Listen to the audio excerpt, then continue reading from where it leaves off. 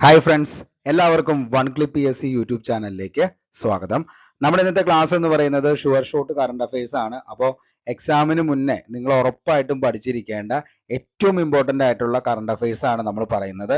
അപ്പോൾ ഇതിൻ്റെ അത് നമ്മൾ മെയിനായിട്ട് സ്റ്റേറ്റ്, അതേപോലെ തന്നെ ക്യാബിനറ്റ് മിനിസ്റ്റേഴ്സ്, അവാർഡ്, സ്പോർട്സ്, അതേപോലെ മെയിൻ ആയിട്ടുള്ള സബ്മിറ്റ്സ്, സയൻസ് ആൻഡ് ടെക്നോളജി. അപ്പോൾ ഇത്രയും കാര്യങ്ങളാണ് ഇതിൻ്റെ അകത്ത് ഉൾപ്പെടുത്തിയിരിക്കുന്നത്. നിങ്ങൾ വീഡിയോ മൊത്തമായിട്ട് കാണാനായിട്ട് ശ്രമിക്കുക. ഉറപ്പായിട്ടും നിങ്ങൾക്ക് കറണ്ട് അഫയേഴ്സിൽ 20 മാർക്കിൽ ഒരു 15 മാർക്കിന് മുകളിലേക്കുള്ള സ്കോറ് ഉറപ്പായിട്ടും കിട്ടുന്നതായിരിക്കും. അപ്പോൾ മൊത്തമായി കാണുക. വീഡിയോ ഇഷ്ടപ്പെടുകയാണെങ്കിൽ ഉറപ്പായിട്ടും ലൈക്ക് അടിക്കുക. അതേപോലെ തന്നെ ഈ വീഡിയോനെ കുറിച്ചുള്ള അഭിപ്രായം അത് എന്ത് തന്നെയാണെങ്കിലും താഴെ കമന്റ് ബോക്സിൽ നിങ്ങളൊന്ന് രേഖപ്പെടുത്താൻ കൂടി ശ്രമിക്കുക. ഓക്കെ, അപ്പോൾ നമുക്ക് ആദ്യം തന്നെ നമ്മുടെ 15ാം നിയമസഭയിലെ മന്ത്രിമാരും അതേപോലെ തന്നെ വകുപ്പുകളെ കുറിച്ച് തന്നെ നമുക്ക് ആദ്യം നോക്കാം. അപ്പോൾ 15ാം നിയമസഭ മന്ത്രിമാരും വകുപ്പുകളുമാണ്. ശ്രീ പിണറായി വിജയനാണ് മുഖ്യമന്ത്രി. അദ്ദേഹം കൈകാര്യം ചെയ്യുന്ന വകുപ്പുകൾ ഏതൊക്കെയാണെന്ന് ചോദിച്ചാൽ ആഭ്യന്തരം, പൊതുഭരണം, അഖിലേന്ത്യാ സർവീസ്, ശാസ്ത്ര സാങ്കേതിക പരിസ്ഥിതി വകുപ്പ്, ഉദ്യോഗസ്ഥ ഭരണ പരിഷ്കാരം, വിവര സാങ്കേതിക വിദ്യ, ദുരിതാശ്വാസം, വിമാനത്താവളങ്ങൾ, metro rail, information and public relation, vigilance, പ്രവാസികാര്യം. ഓക്കെ, അപ്പോൾ ഇത്രയും കാര്യങ്ങളാണ് ബഹുമാനപ്പെട്ട നമ്മുടെ മുഖ്യമന്ത്രി പിണറായി വിജയൻ കൈകാര്യം ചെയ്യുന്നത്. ഓക്കെ, അപ്പോൾ പിണറായി വിജയന്റെ വകുപ്പുകൾ ഏതൊക്കെയാണെന്ന് ചോദിച്ചു കഴിഞ്ഞാൽ ആഭ്യന്തരം, പൊതുഭരണം, അഖിലേന്ത്യാ സർവീസ്, ശാസ്ത്ര സാങ്കേതിക പരിസ്ഥിതി വകുപ്പ്, ഉദ്യോഗസ്ഥ ഭരണ പരിഷ്കാരം, വിവര സാങ്കേതിക വിദ്യ, ദുരിതാശ്വാസം, വിമാനത്താവളങ്ങൾ, metro rail, information and public relations, vigilance, പ്രവാസികാര്യം. അപ്പൊ ഇത്രയും കാര്യങ്ങളാണ് മുഖ്യമന്ത്രി കൈകാര്യം ചെയ്യുന്നത്. ഓക്കെ, അടുത്തത് കെ രാജന്റെ ആണ് ലാൻഡ് റവന്യൂ, ഭൂനികുതി, സർവേ ആൻഡ് ലാൻഡ് ആണ് അതിൻ്റെ അകത്ത് വരുന്നത്. അടുത്തതാണ് അപ്പോൾ റെക്കോർഡ് ഭൂപരിഷ്കരണം, ഭവന നിർമ്മാണം, ഇതെല്ലാം ഏതിൻ്റെ അകത്താണ്? കെ രാജന്റെ വകുപ്പായിട്ടുള്ള ലാൻഡ് റവന്യൂ, ഭവന നിർമ്മാണത്തിൽ വരുന്നതാണ് ഈ പറയുന്ന കാര്യങ്ങൾ എല്ലാം തന്നെ. ഓക്കെ, അടുത്തത് റോഷി അഗസ്റ്റിനാണ് ജലവിഭവം കമാൻഡ് ഏരിയ ഡെവലപ്മെന്റ് അതോറിറ്റി, ഭൂഗർഭ ജലം, അതേപോലെ ജലവിതരണം, ശുചീകരണം. ഇതെല്ലാം ആരുമായി ബന്ധപ്പെട്ടതാണ്? ശ്രീ റോഷി അഗസ്റ്റിനുമായി ബന്ധപ്പെട്ടതാണ് ഇത്രയും വകുപ്പുകൾ. ഓക്കെ, അടുത്തത് കെ കൃഷ്ണൻകുട്ടിയാണ് വൈദ്യുതി, അതേപോലെ തന്നെ അനർട്ട്, വൈദ്യുതി, അനർട്ട് കൃഷ്ണൻകുട്ടിയാണ്. എ കെ ശശീന്ദ്രൻ ആണെങ്കിൽ വനം വന്യജീവി സംരക്ഷണമാണ് എ കെ ശശീന്ദ്രൻ, വനം വന്യജീവി സംരക്ഷണം എ കെ ശശീന്ദ്രൻ. രാമചന്ദ്രൻ കടന്നപ്പള്ളിയാണ് registration museum archaeology, registration museum archaeology ആണ് രാമചന്ദ്രൻ കടന്നപ്പള്ളി. വി അബ്ദുൾ റഹ്മാനാണ് സ്പോർട്സ്, വഖഫ്, കജ്ജ്, പോസ്റ്റ്, ടെലഗ്രാഫ്, റെയിൽവേ, ന്യൂനപക്ഷം. ഇത് ചെയ്യുന്നത് വി അബ്ദുൾ റഹ്മാനാണ്. ഓക്കെ, അടുത്തതാണ് അഡ്വക്കേറ്റ് GR അനിൽ, ഭക്ഷ്യ പൊതുവിതരണം, ഉപഭോക്തൃകാര്യം, ലീഗൽ മെട്രോളജി ആണ് അഡ്വക്കേറ്റ് GR അനിൽ കൈകാര്യം ചെയ്യുന്ന വിഷയം. അടുത്തത് KN ബാലഗോപാലാണ് ധനകാര്യം, treasury, lottery, stamp and stamp duties, സംസ്ഥാന ഇൻഷുറൻസ്. ഇത്രയും കാര്യം കൈകാര്യം ചെയ്യുന്നത് KN ബാലഗോപാലനാണ്. അടുത്തത് പ്രൊഫസർ R ബിന്ദു ആണ് ഉന്നത വിദ്യാഭ്യാസം, സാങ്കേതിക വിദ്യാഭ്യാസം, സാമൂഹ്യനീതി. ഇത് കൈകാര്യം ചെയ്യുന്നത് പ്രൊഫസർ R ബിന്ദു ആണ്. ജെ ചിഞ്ചുറാണി മൃഗസംരക്ഷണം, അതേപോലെ തന്നെ ക്ഷീരവികസനം, മൃഗശാല, Kerala veterinary and animal science university. ഇത് കൈകാര്യം ചെയ്യുന്നത് ആരാന്ന് ചോദിച്ചാൽ ജെ ചിഞ്ചുറാണിയാണ്. ഓക്കെ, അടുത്തതാണ് AB രാജേഷ്, തദ്ദേശ സ്വയംഭരണം, ഗ്രാമവികസനം, നഗരാസൂത്രണം, എക്സൈസ്, കില, പാർലമെന്ററി കാര്യം. ഇത് കൈകാര്യം ചെയ്യുന്നത് AB രാജേഷ് ആണ്. അടുത്തത് അഡ്വക്കേറ്റ് PA മുഹമ്മദ് റിയാസ്, പൊതുമരാമത്ത്, ടൂറിസം കൈകാര്യം ചെയ്യുന്നത് അഡ്വക്കേറ്റ് PA മുഹമ്മദ് റിയാസ് ആണ്. ഓക്കെ, ഇനി P പ്രസാദ് ആണ് കൃഷി, Kerala agricultural university, warehousing corporation. ഇത്രയും കൈകാര്യം ചെയ്യുന്നത് P പ്രസാദ് ആണ്, കൃഷി, Kerala agricultural university, warehousing corporation എന്നിവ. ഓക്കെ, OR കേളു പട്ടികജാതി പട്ടികവർഗ പിന്നോക്ക ക്ഷേമമാണ് OR കേളു. ഓക്കെ, അടുത്തത് P രാജീവ് ആണ് നിയമം, വ്യവസായം, കയർ, വാണിജ്യം, മൈനിങ് ആൻഡ് ജിയോളജി കൈകാര്യം ചെയ്യുന്നത് P രാജീവ് ആണ്. നിയമം, വ്യവസായം, കയർ, വാണിജ്യം, മൈനിങ് ആൻഡ് ജിയോളജി. ഓക്കെ, അടുത്തത് വി ശിവൻകുട്ടിയാണ്. പൊതുവിദ്യാഭ്യാസം, തൊഴിൽ, നൈപുണ്യ വികസനം, വ്യാവസായിക ട്രിബ്യൂണലുകൾ കൈകാര്യം ചെയ്യുന്നത് വി ശിവൻകുട്ടിയാണ്. ഓക്കെ, അടുത്തത് വി എൻ വാസൻ ആണ്. സഹകരണം, തുറമുഖം, ദേവസ്വമാണ് വി എൻ വാസൻ കൈകാര്യം ചെയ്യുന്നത്. ഓക്കെ, അടുത്തത് വീണ ജോർജ് ആണ്. ആരോഗ്യം, കുടുംബക്ഷേമം, മെഡിക്കൽ യൂണിവേഴ്സിറ്റി, വനിതാ ശിശുക്ഷേമം, ആയുഷ് ഈ വിഭാഗങ്ങൾ കൈകാര്യം ചെയ്യുന്നത് വീണ ജോർജ് ആണ്. ഓക്കെ, അടുത്തത് സജ്ജി ചെറിയാനാണ്. സാംസ്കാരികം, മത്സ്യബന്ധനം, ഫിഷറീസ്, സർവകലാശാല, യുവജനകാര്യം. ഓക്കെ, അപ്പോൾ സജ്ജി ചെറിയാന്റെ ആണ് എന്ത് സാംസ്കാരികം, മത്സ്യബന്ധനം, ഫിഷറീസ്, സർവകലാശാല, യുവജനകാര്യം. ഇനി ഗണേഷ് കുമാർ ആണ്. മോട്ടോർ വാഹന വകുപ്പ്, ഗതാഗതം, ജലഗതാഗതം ഇത് കൈകാര്യം ചെയ്യുന്നത് ഗണേഷ് കുമാറാണ്. അപ്പോൾ ഗണേഷ് കുമാറിന്റെ ആണ് മോട്ടോർ വാഹന വകുപ്പ്, ഗതാഗതം, ജലഗതാഗതം. ഓക്കെ, ഇനി വി ഡി സതീശനാണ് പ്രതിപക്ഷ നേതാവ് എന്ന് പറയുന്നത്. അതേപോലെ തന്നെ സ്പീക്കർ ആരാന്ന് ചോദിച്ചാൽ എ എൻ ഷംസീർ ആണ് നമ്മുടെ സ്പീക്കർ. ഇനി ഡെപ്യൂട്ടി സ്പീക്കർ ആരാന്ന് ചോദിച്ചു കഴിഞ്ഞാൽ അത് ചിറ്റയം ഗോപകുമാർ ആണ്. ഓക്കെ, അപ്പൊ ചിറ്റയം ഗോപകുമാർ ഡെപ്യൂട്ടി സ്പീക്കർ ആണ്. വി ഡി സതീശനാണ് നമ്മുടെ 15ാം നിയമസഭയിലെ പ്രതിപക്ഷ നേതാവ് എന്ന് പറയുന്നത്. എം എൻ ഷൻസീർ ആണ് സ്പീക്കർ എന്ന് പറയുന്നത്. ഓക്കെ, അപ്പോൾ 15ാം നിയമസഭയിലെ മന്ത്രിമാരും വകുപ്പുകളാണ് നമ്മൾ പറഞ്ഞത്. വളരെ വ്യക്തമായി മനസ്സിലായി എന്ന് കരുതുന്നു. അപ്പൊ എന്ത് ചെയ്യുക, ഒന്നുകൂടി എന്ത് ചെയ്യുക, റിപ്പീറ്റ് അടിച്ചൊന്ന് കേൾക്കാനായിട്ട് ശ്രമിക്കുക. ഓക്കെ, അപ്പോൾ 2 പ്രാവശ്യം കേട്ട് കഴിഞ്ഞാൽ ഉറപ്പായിട്ട് ഇതിന്റെ അതിൽ നിന്നും ഒരു ചോദ്യം നിങ്ങൾക്ക് 100% ഗ്യാരണ്ടി ആണ്. ഓക്കെ, അത് നമുക്ക് പഠിക്കാനുള്ളത് കേന്ദ്ര മന്ത്രിസഭയാണ്. 2024 കേന്ദ്ര മന്ത്രിസഭയാണ്. അപ്പോൾ നമുക്കറിയാം സത്യപ്രതിജ്ഞ ചെയ്തത് 2024 ജൂൺ 9 18ാം ലോകസഭ നിലവിൽ എന്ത് ചെയ്തത് സത്യപ്രതിജ്ഞ ചെയ്തത്. പ്രധാനമന്ത്രി, അതേപോലെ തന്നെ 30 ക്യാബിനറ്റ് മന്ത്രിമാര്, 5 സ്വതന്ത്ര ചുമതലയുള്ള സഹമന്ത്രിമാര്, അതേപോലെ 36 സഹമന്ത്രിമാര്, അങ്ങനെ മൊത്തം 72 പേരാണ് നിലവിൽ അധികാരത്തിൽ വന്നത്. ഏറ്റവും പ്രായം കൂടിയ മന്ത്രി ആരാണ് എന്ന് ചോദിച്ചു കഴിഞ്ഞാൽ 18ാം ലോകസഭയിലെ ഏറ്റവും പ്രായം കൂടിയ മന്ത്രി ആരാന്ന് ചോദിച്ചു കഴിഞ്ഞാൽ അത് ജിതിൻ റാം മാഞ്ചി ആണ്. അപ്പോൾ ജിതിൻ റാം മാഞ്ചി ചെറുകിട ഇടത്തര സംരംഭം ആളാണ് ഏറ്റവും പ്രായം കൂടിയ മന്ത്രി എന്ന് പറയുന്നത്. ഇനി ഏറ്റവും പ്രായം കുറഞ്ഞ മന്ത്രി ആരാന്ന് ചോദിച്ചു കഴിഞ്ഞാൽ കെ രാംമോഹൻ നായിഡു ആണ്. ഓക്കെ, കെ രാംമോഹൻ നായിഡു വ്യോമയാനവുമായി ബന്ധപ്പെട്ട മന്ത്രിയാണ് ഏറ്റവും പ്രായം കുറഞ്ഞ മന്ത്രി എന്ന് പറയുന്നത്. വനിതാ മന്ത്രിമാര് എത്ര എണ്ണമാണെന്ന് ചോദിച്ചു കഴിഞ്ഞാൽ 7 പേരാണ് വനിതാ മന്ത്രിമാരായിട്ട് ചുമതലയേറ്റത്. 7 പേരാണ്. ഇനി ക്യാബിനറ്റ് നമുക്കറിയാം നിർമ്മല സീതാരാമൻ, അന്നപൂർണ ദേവിയാണ്. സഹമന്ത്രി അനുപ്രിയ പട്ടേൽ, രക്ഷ ഖൻസെ, സാവിത്രി ഠാക്കൂർ, ശോഭ കരന്ദ്ലജെ, നിമുബൻ ബംഫനിയ. 2024 ലോകസഭയിലെ വനിതാ എംപിമാർ 74 പേരാണ്. കേരളത്തിൽ നിന്നുള്ള മന്ത്രിമാർ ആരൊക്കെയാണെന്ന് ചോദിച്ചു കഴിഞ്ഞാൽ അത് സുരേഷ് ഗോപിയും അതേപോലെ തന്നെ ജോർജ് കുര്യനാണ് സഹമന്ത്രി വിഭാഗത്തിൽ പെടുന്നത്. പെട്രോളിയം, പ്രകൃതിവാതകം, ടൂറിസം ആണ് സുരേഷ് ഗോപിയുടെ വകുപ്പുകൾ. ജോർജ് കുര്യന്റെ ആണെങ്കിൽ ന്യൂനപക്ഷം, ഫിഷറീസ്, മൃഗസംരക്ഷണം, ക്ഷീരോത്പാദനം. കേന്ദ്ര മന്ത്രിസഭയിലേക്കുള്ള മുൻ സംസ്ഥാന മുഖ്യമന്ത്രിമാരാണ് നരേന്ദ്രമോദി ഗുജറാത്ത്, രാജ്നാഥ് സിംഗ് ഉത്തർപ്രദേശ്, ശിവരാജ് സിംഗ് ചൗഹാൻ മധ്യപ്രദേശ്, മനോഹർലാൽ ഖട്ടർ ഹരിയാന, ജിതം റാം മാഞ്ചി ബീഹാർ, സർബാനന്ദ സോനോവാൾ അസം ആണ്, HC കുമാരസ്വാമി കർണാടകയിൽ നിന്നുമാണ്. ഇനി നമുക്ക് ക്യാബിനറ്റ് മന്ത്രിമാരും അവരുടെ വകുപ്പുകളും ഏതാണ് എന്ന് നമുക്കൊന്ന് നോക്കാം. ഓക്കെ, അപ്പോൾ ക്യാബിനറ്റ് മന്ത്രിമാരും അവയുടെ വകുപ്പുകളുമാണ് നരേന്ദ്രമോദി കൈകാര്യം ചെയ്യുന്നത്. അതായത് 3ാം തവണയാണ് പ്രധാനമന്ത്രി അധികാരത്തിലേക്ക് ശ്രീ നരേന്ദ്രമോദി എത്തുന്നത്. അപ്പോ ശ്രീ നരേന്ദ്രമോദി 3ാമത്തെ തവണ വന്നപ്പോൾ ഏതൊക്കെ വകുപ്പുകളാണ് നിലവിൽ കൈകാര്യം ചെയ്യുന്നത് എന്ന് ചോദിച്ചു കഴിഞ്ഞു കഴിഞ്ഞാൽ പേഴ്സണൽ പൊതുപരാതി പരിഹാരം, പെൻഷൻ, ആണവോർജം, ബഹിരാകാശം, സുപ്രധാന നയവിഷയങ്ങൾ, മറ്റു മന്ത്രിമാർക്ക് നൽകിയിട്ടില്ലാത്ത മുഴുവൻ വകുപ്പുകളും കൈകാര്യം ചെയ്യുന്നത് ആരാന്ന് ചോദിച്ചു കഴിഞ്ഞാൽ അത് ശ്രീ നരേന്ദ്രമോദി, നമ്മുടെ ബഹുമാനപ്പെട്ട പ്രധാനമന്ത്രിയാണ്. ഓക്കെ, അപ്പോൾ അദ്ദേഹത്തിന്റെ അധികാരത്തിൽ വരുന്നതാണ് പേഴ്സണൽ പൊതുപരാതി പരിഹാരം, പെൻഷൻ, ആണവോർജം, ബഹിരാകാശം, സുപ്രധാന നയവിഷയങ്ങൾ, മറ്റ് മന്ത്രിമാർക്ക് നൽകിയിട്ടില്ലാത്ത ബാക്കി എല്ലാ വകുപ്പുകളും കൈകാര്യം ചെയ്യുന്നത് ആരാന്ന് ചോദിച്ചാൽ അത് നരേന്ദ്രമോദിയാണ്. ഓക്കെ, അടുത്തതാണ് രാജ്നാഥ് സിംഗ്.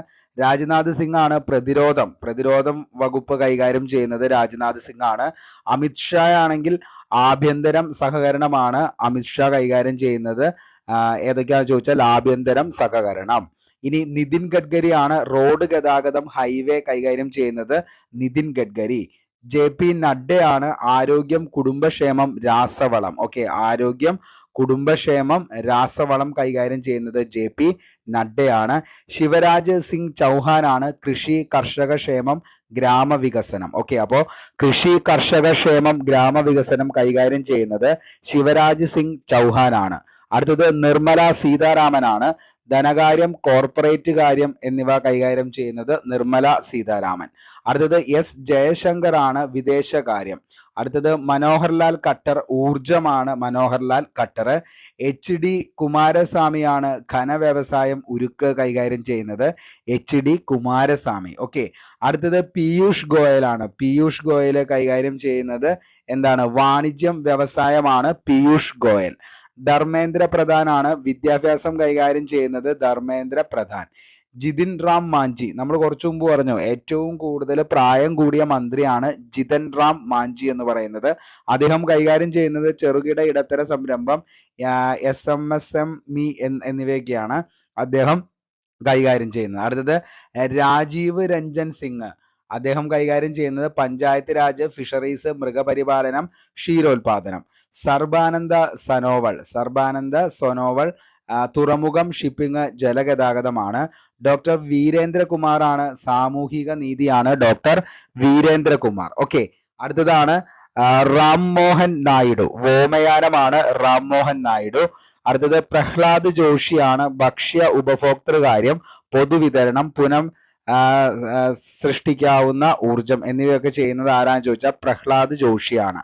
അടുത്തത് ജുവൽ ഓറം ആണ്. ജുവൽ ഓറാം പട്ടികവർഗമാണ് കൈകാര്യം ചെയ്യുന്നത്. അടുത്തത് ഗിരിരാജ് സിംഗ് ആണ്, അത് ടെക്സ്റ്റൈൽസ് ആണ് ഗിരിരാജ് സിംഗ് കൈകാര്യം ചെയ്യുന്നത്. അശ്വിനി വൈഷ്ണവ് ആണെങ്കിൽ റെയിൽവേ വാർത്താ വിതരണം ഇലക്ട്രോണിക്സ് IT എന്നിവ കൈകാര്യം ചെയ്യുന്നത് അശ്വിനി വൈഷ്ണവ് ആണ്. ഓക്കെ, അടുത്തത് ജ്യോതിരാദിത്യ സിന്ധ്യ. ഓക്കെ, ജ്യോതിരാദിത്യ സിന്ധ്യ ആണെങ്കിൽ കമ്മ്യൂണിക്കേഷൻ അതേപോലെ തന്നെ വടക്കു കിഴക്കൻ മേഖല വികസനമാണ്. ഭൂപേന്ദ്ര യാദവ് ആണ് പരിസ്ഥിതി വനം കാലാവസ്ഥ വ്യതിയാനം. ഗജേന്ദ്ര സിംഗ് ഷെഖാവത്ത് ആണ് സാംസ്കാരികം ടൂറിസം. അന്നപൂർണ ദേവിയാണ് വനിതാ ശിശു വികസനം. കിരൺ റിജിജു ആണ് പാർലമെന്ററി കാര്യം ന്യൂനപക്ഷമാണ് കിരൺ റിജിജു. അടുത്തത് ഹർദീപ് സിംഗ് പുരിയാണ് പെട്രോളിയം പ്രകൃതിവാതകം. ഡോക്ടർ മൻസുഖ് മാണ്ഡവ്യാണ് തൊഴിൽ യുവജനകാര്യം കായികം. G കിഷൻ റെഡ്ഡിയാണ് കൽക്കരി ഖനി. ചിരാഗ് പസ്വാനാണ് ഭക്ഷ്യ സംസ്കരണം എന്ന് പറയുന്നത്. CR പാട്ടീലാണ് ജലശക്തി. CR പാട്ടീല് ജലശക്തിയാണ്. അപ്പോൾ ഇത്രയും പേരാണ് നിലവിൽ എന്തിൻ്റെ അകത്ത് വരുന്നത്? നരേന്ദ്രമോദി സർക്കാരിൻ്റെ അകത്ത് ക്യാബിനറ്റ് മന്ത്രിമാരിലെ ഫസ്റ്റ് സെഷൻ എന്ന് പറയുന്നത്. ഇനി സ്വതന്ത്ര ചുമതലയുള്ളതാണ് റാവു ഇന്ദർജിത്ത് സിംഗ്. അദ്ദേഹത്തിൻ്റെയാണ് സ്റ്റാറ്റിസ്റ്റിക്സ് ആൻഡ് പ്രോഗ്രാം ഇംപ്ലിമെന്റേഷൻ, ആസൂത്രണം, സാംസ്കാരികം ഇതെല്ലാം വരുന്നത് സ്വതന്ത്ര ചുമതലയുള്ള മന്ത്രിയായിട്ടുള്ള റാവു ഇന്ദർജിത്ത് സിംഗിന്റെ അധികാര പരിധിയിലാണ് വരുന്നത്. ഓക്കെ, അടുത്തത് ഡോക്ടർ ജിതേന്ദ്ര സിംഗ്, ശാസ്ത്രം സാങ്കേതിക വിദ്യ ഭൗമശാസ്ത്രം പ്രധാനമന്ത്രിയുടെ ഓഫീസ് അതേപോലെ പേഴ്സണൽ പൊതു പരാതി പരിഹാരം പെൻഷൻ ആണവോർജം ബഹിരാകാശം ഇത്രയും വരുന്നത് ഡോക്ടർ ജിതേന്ദ്ര സിംഗിന്റെ അധികാര പരിധിയിലാണ്. ഓക്കെ, അടുത്തത് അർജുൻ റാം മേഘ്വാൾ ആണ് നിയമം നീതിന്യായം പാർലമെന്ററി കാര്യം. അടുത്തത് പ്രതാപ് റാവു ജാദവ് ആണ് ആയുഷ് ആരോഗ്യം കുടുംബക്ഷേമം. അഞ്ചാമത്തെ ജയന്ത് ചൗധരിയാണ് നൈപുണ്യ വികസനവും സംരംഭകത്വവും വിദ്യാഭ്യാസവും. അപ്പോൾ ഇത്രയും കാര്യങ്ങളാണ് ഇതിൻ്റെ അകത്ത് വരുന്നത്. അടുത്തത് ബാക്കിയുള്ള സഹമന്ത്രിമാര് നമ്മുടെ സുരേഷ് ഗോപി ഉൾപ്പെടുന്ന ആളുകൾ വരുന്നതാണ് ഇതിൻ്റെ അകത്ത്. അപ്പൊ നമുക്ക് അത് നോക്കാം. ജിതിൻ പ്രസാദ വാണിജ്യം വ്യവസായം ഇലക്ട്രോണിക് IT ആണ് ജിതിൻ പ്രസാദ. ശ്രീപദ് യശോ നായികാണ് ഊർജം സൃഷ്ടിക്കാവുന്ന ഊർജം. പങ്കജ് ചൗധരി ധനകാര്യമാണ്. കിഷൻ പാൽ ഗുജ്ജറാണ് സഹകരണം. ഇനി രാംദാസ് അഠാളെ ആണ് സാമൂഹ്യ നീതി. രാംനാഥ് ഠാക്കൂർ ആണ് കൃഷി കർഷകക്ഷേമം. നിത്യാനന്ദ് റായ് ആണ് ആഭ്യന്തരം. അനുപ്രിയ പട്ടേല് ആരോഗ്യം കുടുംബക്ഷേമം രാസവളം. ഇമ്പോർട്ടന്റ് ആണോ എന്ന് ഓർത്തു വെച്ചോ. അനുപ്രിയ പട്ടേല് ആരോഗ്യം കുടുംബക്ഷേമം രാസവളം. അടുത്തത് വി സോമണ്ണ, ജലശക്തി റെയിൽവേ ആണ് വി സോമണ്ണ എന്ന് പറയുന്നത്. അടുത്തത് പെമ്മസാനി. ഓക്കെ, പെമ്മസാനി എന്ന് പറയുന്ന മന്ത്രിയുടെ ആണ് ഏത്? ഗ്രാമവികസനം കമ്മ്യൂണിക്കേഷൻ പെമ്മസാമിയാണ്. ഓക്കെ ഓക്കെ, അതാണ്. അടുത്തതാണ് എന്ത്? ചന്ദ്രശേഖർ പെമ്മസാനി എന്ന് പറയുന്നത് ഗ്രാമവികസനം കമ്മ്യൂണിക്കേഷൻ ആണ് ചന്ദ്രശേഖർ പെമ്മസാനി. ഓക്കെ, അടുത്തതാണ് professor S P Singh. Professor S P Singh ആണ് professor S P Singh Baghel എന്നാണ് പറയുന്നത്. അപ്പോൾ professor S P Singh Baghel എന്തൊക്കെയാ കൈകാര്യം ചെയ്യുന്നതെന്ന് വെച്ച് കഴിഞ്ഞാൽ അദ്ദേഹത്തിന്റെ ആണ് നമ്മുടെ പഞ്ചായത്ത് രാജ്, ഫിഷറീസ്, മൃഗപരിപാലനം, അതേപോലെ തന്നെ ഇത്രയും കാര്യങ്ങളാണ് ആര് കൈകാര്യം ചെയ്യുന്നത്? നമ്മുടെ professor S P Singh Baghel എന്ന് പറയുന്നത്. ഫിഷറീസ്, മൃഗപരിപാലനം, ക്ഷീരോത്പാദനം, പഞ്ചായത്ത് രാജ്, ഇതാണ് professor S P Singh Baghel. Okay, അടുത്തതാണ് ശോഭ കരന്തലജെ. ശോഭ കരന്തലജയാണ് MSME തൊഴില്, MSMEയും അതേപോലെ തന്നെ തൊഴിലും കൈകാര്യം ചെയ്യുന്നതാണ് ശോഭ കരന്തലജെ. ശോഭ കരന്തലജയാണ് MSMEയും അതേപോലെ തൊഴിലും. ഓക്കെ, അടുത്തത് കീർത്തിവർദ്ധൻ സിംഗ്. കീർത്തിവർദ്ധൻ സിംഗ് ആണ് പരിസ്ഥിതി, വനം, കാലാവസ്ഥ വ്യതിയാനം, വിദേശകാര്യം. ഓക്കെ, അപ്പോൾ കീർത്തിവർദ്ധൻ സിംഗ് ആണ് പരിസ്ഥിതി, വനം, കാലാവസ്ഥ വ്യതിയാനം, വിദേശകാര്യം. ഓക്കെ, അടുത്തതാണ് BL വർമ്മ. BL വർമ്മയാണ് ഉപഭോക്തൃകാര്യം, ഭക്ഷ്യം, പൊതുവിതരണം, സാമൂഹ്യനീതി. ഇത്രയും കൈകാര്യം ചെയ്യുന്നത് BL വർമ്മയാണ്. അടുത്തത് ശാന്തനു ഠാക്കൂർ ആണ് തുറമുഖം, ഷിപ്പിംഗ്, ജലഗതാഗതം. ഇനി സുരേഷ് ഗോപിയുടെ വകുപ്പാണ് പെട്രോളിയം, പ്രകൃതിവാതകം, ടൂറിസം. കൈകാര്യം ചെയ്യുന്നത് സുരേഷ് ഗോപിയാണ്. അടുത്തത് ഡോക്ടർ L മുരുകനാണ് വാർത്താ വിതരണം, പാർലമെന്ററി കാര്യം എന്നിവ കൈകാര്യം ചെയ്യുന്നത് ഡോക്ടർ L മുരുകനാണ്. അടുത്തത് അജയ് ടംഡ ആണ് റോഡ് ഗതാഗതം, ഹൈവേ കൈകാര്യം ചെയ്യുന്നത് അജയ് ടംഡ. ഇനി ബണ്ടി സഞ്ജയ് കുമാർ ആണ് ആഭ്യന്തരം കൈകാര്യം ചെയ്യുന്നത് ബണ്ടി സഞ്ജയ് കുമാർ ആണ്. ഓക്കെ, അടുത്തത് കമലേഷ് പസ്വാൻ ആണ് ഗ്രാമവികസനം, കമലേഷ് പസ്വാൻ ഗ്രാമവികസനം. ഭഗീരഥ് ചൗധരി ആണ് കൃഷി കർഷകക്ഷേമം കൈകാര്യം ചെയ്യുന്നത് ഭഗീരഥ് ചൗധരി ആണ്. അടുത്തത് സതീഷ് ചന്ദ്ര ധ്രുവെ കൈകാര്യം ചെയ്യുന്നത് കൽക്കരി ഖനിയാണ്. നിലവിലെ എന്ത്? ഭഗീരഥ് ചൗധരി. ഓക്കെ, അടുത്തത് സതീഷ് ചന്ദ്ര ദുബെ. സതീഷ് ചന്ദ്ര ദുബെ ആണ് കൽക്കരി ഖനി. സഞ്ജയ് സേർ ആണ് പ്രതിരോധം കൈകാര്യം ചെയ്യുന്നത്. ഓക്കെ, അടുത്തത് രവനീത് സിംഗ് ബിട്ടു ആണ് ഭക്ഷ്യ സംസ്കരണം അതേപോലെ റെയിൽവേ. ഭക്ഷ്യ സംസ്കരണവും റെയിൽവേ ആണ് രവനീത് സിംഗ് ബിട്ടു. ഓക്കെ, ദുർഗാനന്ദ് ഒയ്കെ ആണ് പട്ടികവർഗം. രക്ഷാ നിഖിൽ ഖഡ്സെ ആണ് യുവജനകാര്യവും അതേപോലെ തന്നെ കായികവും കൈകാര്യം ചെയ്യുന്നത് രക്ഷാ നിഖിൽ ഖഡ്സെ ആണ്. ഓക്കെ, അടുത്തത് സുഗാന്ത മജുംദാർ, അതായത് വിദ്യാഭ്യാസം, വടക്കുകിഴക്കൻ മേഖല വികസനം കൈകാര്യം ചെയ്യുന്നത് സുഗാന്ത മജുംദർ ആണ്. ഓക്കെ, അടുത്തത് സാവിത്രി ഠാക്കൂർ ആണ് വനിതാ ശിശു വികസനം കൈകാര്യം ചെയ്യുന്നത് സാവിത്രി ഠാക്കൂർ ആണ്. ഓക്കെ, ഇനി അടുത്തത് തോക്കാൻ സാഹു ആണ് ഹൗസിംഗ് നഗരകാര്യം കൈകാര്യം ചെയ്യുന്നത് തോക്കാൻ സാഹു. ഡോക്ടർ രാജ്ഭൂഷൺ ചൗധരി ആണ് ജലശക്തി. ഓക്കെ, ഡോക്ടർ രാജ്ഭൂഷൺ ചൗധരി ജലശക്തിയാണ്. അടുത്തത് ഭൂപതി രാജു ശ്രീനിവാസ വർമ്മയാണ് ഘനവ്യവസായം, ഉരുക്ക് കൈകാര്യം ചെയ്യുന്നത് ഭൂപതി രാജു ശ്രീനിവാസ വർമ്മ. ഹർഷ് മൽഹോത്രയാണ് കോർപ്പറേറ്റ് കാര്യം, റോഡ് ഗതാഗതം, ഹൈവേ എന്നിവ കൈകാര്യം ചെയ്യുന്നത് ഹർഷ് മൽഹോത്ര. ഓക്കെ, അടുത്തത് നിബൂബൻ ബാമ്പനിയാണ് ഉപഭോക്തൃകാര്യം, ഭക്ഷ്യം, പൊതുവിതരണം. നിബൂബൻ ബാമ്പനിയ ഉപഭോക്തൃകാര്യം, ഭക്ഷ്യം, പൊതുവിതരണം. മുരളീധരൻ മോഹാൽ ആണ് സഹകരണം, വ്യോമയാനം. ജോർജ് കുര്യനാണ് ന്യൂനപക്ഷം, ഫിഷറീസ് അതേപോലെ തന്നെ മൃഗപരിപാലനം, ക്ഷീരോൽപ്പന്നം. ഇത്രയും കൈകാര്യം ചെയ്യുന്നത് ജോർജ് കുര്യനാണ്. അടുത്തത് പവിത്ര മാർഗരിതയാണ് വിദേശകാര്യം, ടെക്സ്റ്റൈൽസ് കൈകാര്യം ചെയ്യുന്നത് പവിത്ര മാർഗരിയാണ്. ഓക്കെ, അപ്പൊ ഇത്രയും കാര്യങ്ങളാണ്. അപ്പൊ നമ്മുടെ സുരേഷ് ഗോപിയുടെ ആണ് പെട്രോളിയം, പ്രകൃതിവാതകം, ടൂറിസം. കാരണം നമ്മുടെ കേരളത്തിൽ നിന്നുള്ള ആളാണ് സുരേഷ് ഗോപി. അതേപോലെ തന്നെ എന്താണ് പിന്നെ നമ്മുടെ ആരാണ് നമ്മുടെ ജോർജ് കുര്യൻ സഹമന്ത്രി ന്യൂനപക്ഷകാര്യവും ഫിഷറീസ്, മൃഗസംരക്ഷണം, ക്ഷീരോത്പാദനം. അതായത് കേരളത്തിൽ നിന്നുള്ള മന്ത്രിമാര് എപ്പോഴും ചിലപ്പോൾ PSCക്ക് പ്രിയപ്പെട്ടതാവാൻ ചാൻസ് ഉണ്ട്. അപ്പോൾ ഈ പറയുന്ന സുരേഷ് ഗോപിയുടെയും അതേപോലെ തന്നെ എന്താണ് ജോർജ് കുര്യന്റെയും വകുപ്പുകൾ എന്തായാലും ഒന്ന് ഓർത്തു വെച്ചോ. പെട്രോളിയം, പ്രകൃതിവാതകം, ടൂറിസം ആണ് ആരുടെ സുരേഷ് ഗോപിയുടെ വകുപ്പ്. ഇനി ജോർജ് കുര്യന്റെ ആണെങ്കിൽ ന്യൂനപക്ഷകാര്യം, ഫിഷറീസ്, മൃഗസംരക്ഷണം, ക്ഷീരോത്പാദനം. അതാണ് വർഗീസ് കുര്യൻ എന്നുള്ള ലെവലിൽ ഓർത്തെടുത്താൽ മതി. അപ്പൊ ജോർജ് കുര്യനാണ് എന്ത് ഈ പറയുന്ന ഫിഷറീസ്, മൃഗസംരക്ഷണം, ക്ഷീരോത്പാദനം. അപ്പൊ മറ്റേത് പെട്രോളിയം, പ്രകൃതിവാതകം, ടൂറിസം എന്ന് പറയുന്നത് സുരേഷ് ഗോപി. കാരണം സുരേഷ് ഗോപിയുടെ ഓരോ വാക്കുകളും എന്ന് പറയുന്നത് അത്രയ്ക്ക് തീക്ഷ്ണമായിട്ടുള്ള വാക്കുകളല്ല. അപ്പൊ പെട്രോളിന്റെ അത്ര ഹൈലി ഇൻഫോംഡ് ആണെന്ന് നമ്മൾ അങ്ങ് ഓർത്തു വെച്ചാൽ മതി. ഓക്കെ, അപ്പോൾ അത്രയും കാര്യങ്ങളൊന്ന് ഓർത്തു വെച്ചോ. ഉറപ്പായിട്ടും ഇതിൻ്റെ അകത്തുനിന്ന് ഒരു മാർക്കെങ്കിലും ക്യാബിനറ്റ് മന്ത്രിമാരിൽ നിന്നും നമുക്ക് ചോദിക്കാം. അപ്പോൾ 18ാമത്തെ ലോകസഭയാണ് 2024. അപ്പോൾ മൊത്തം എത്ര വനിതാ മന്ത്രിമാരായിരുന്നു എന്ന് ചോദിച്ചാൽ മക്കളെ 7 പേരാണ്.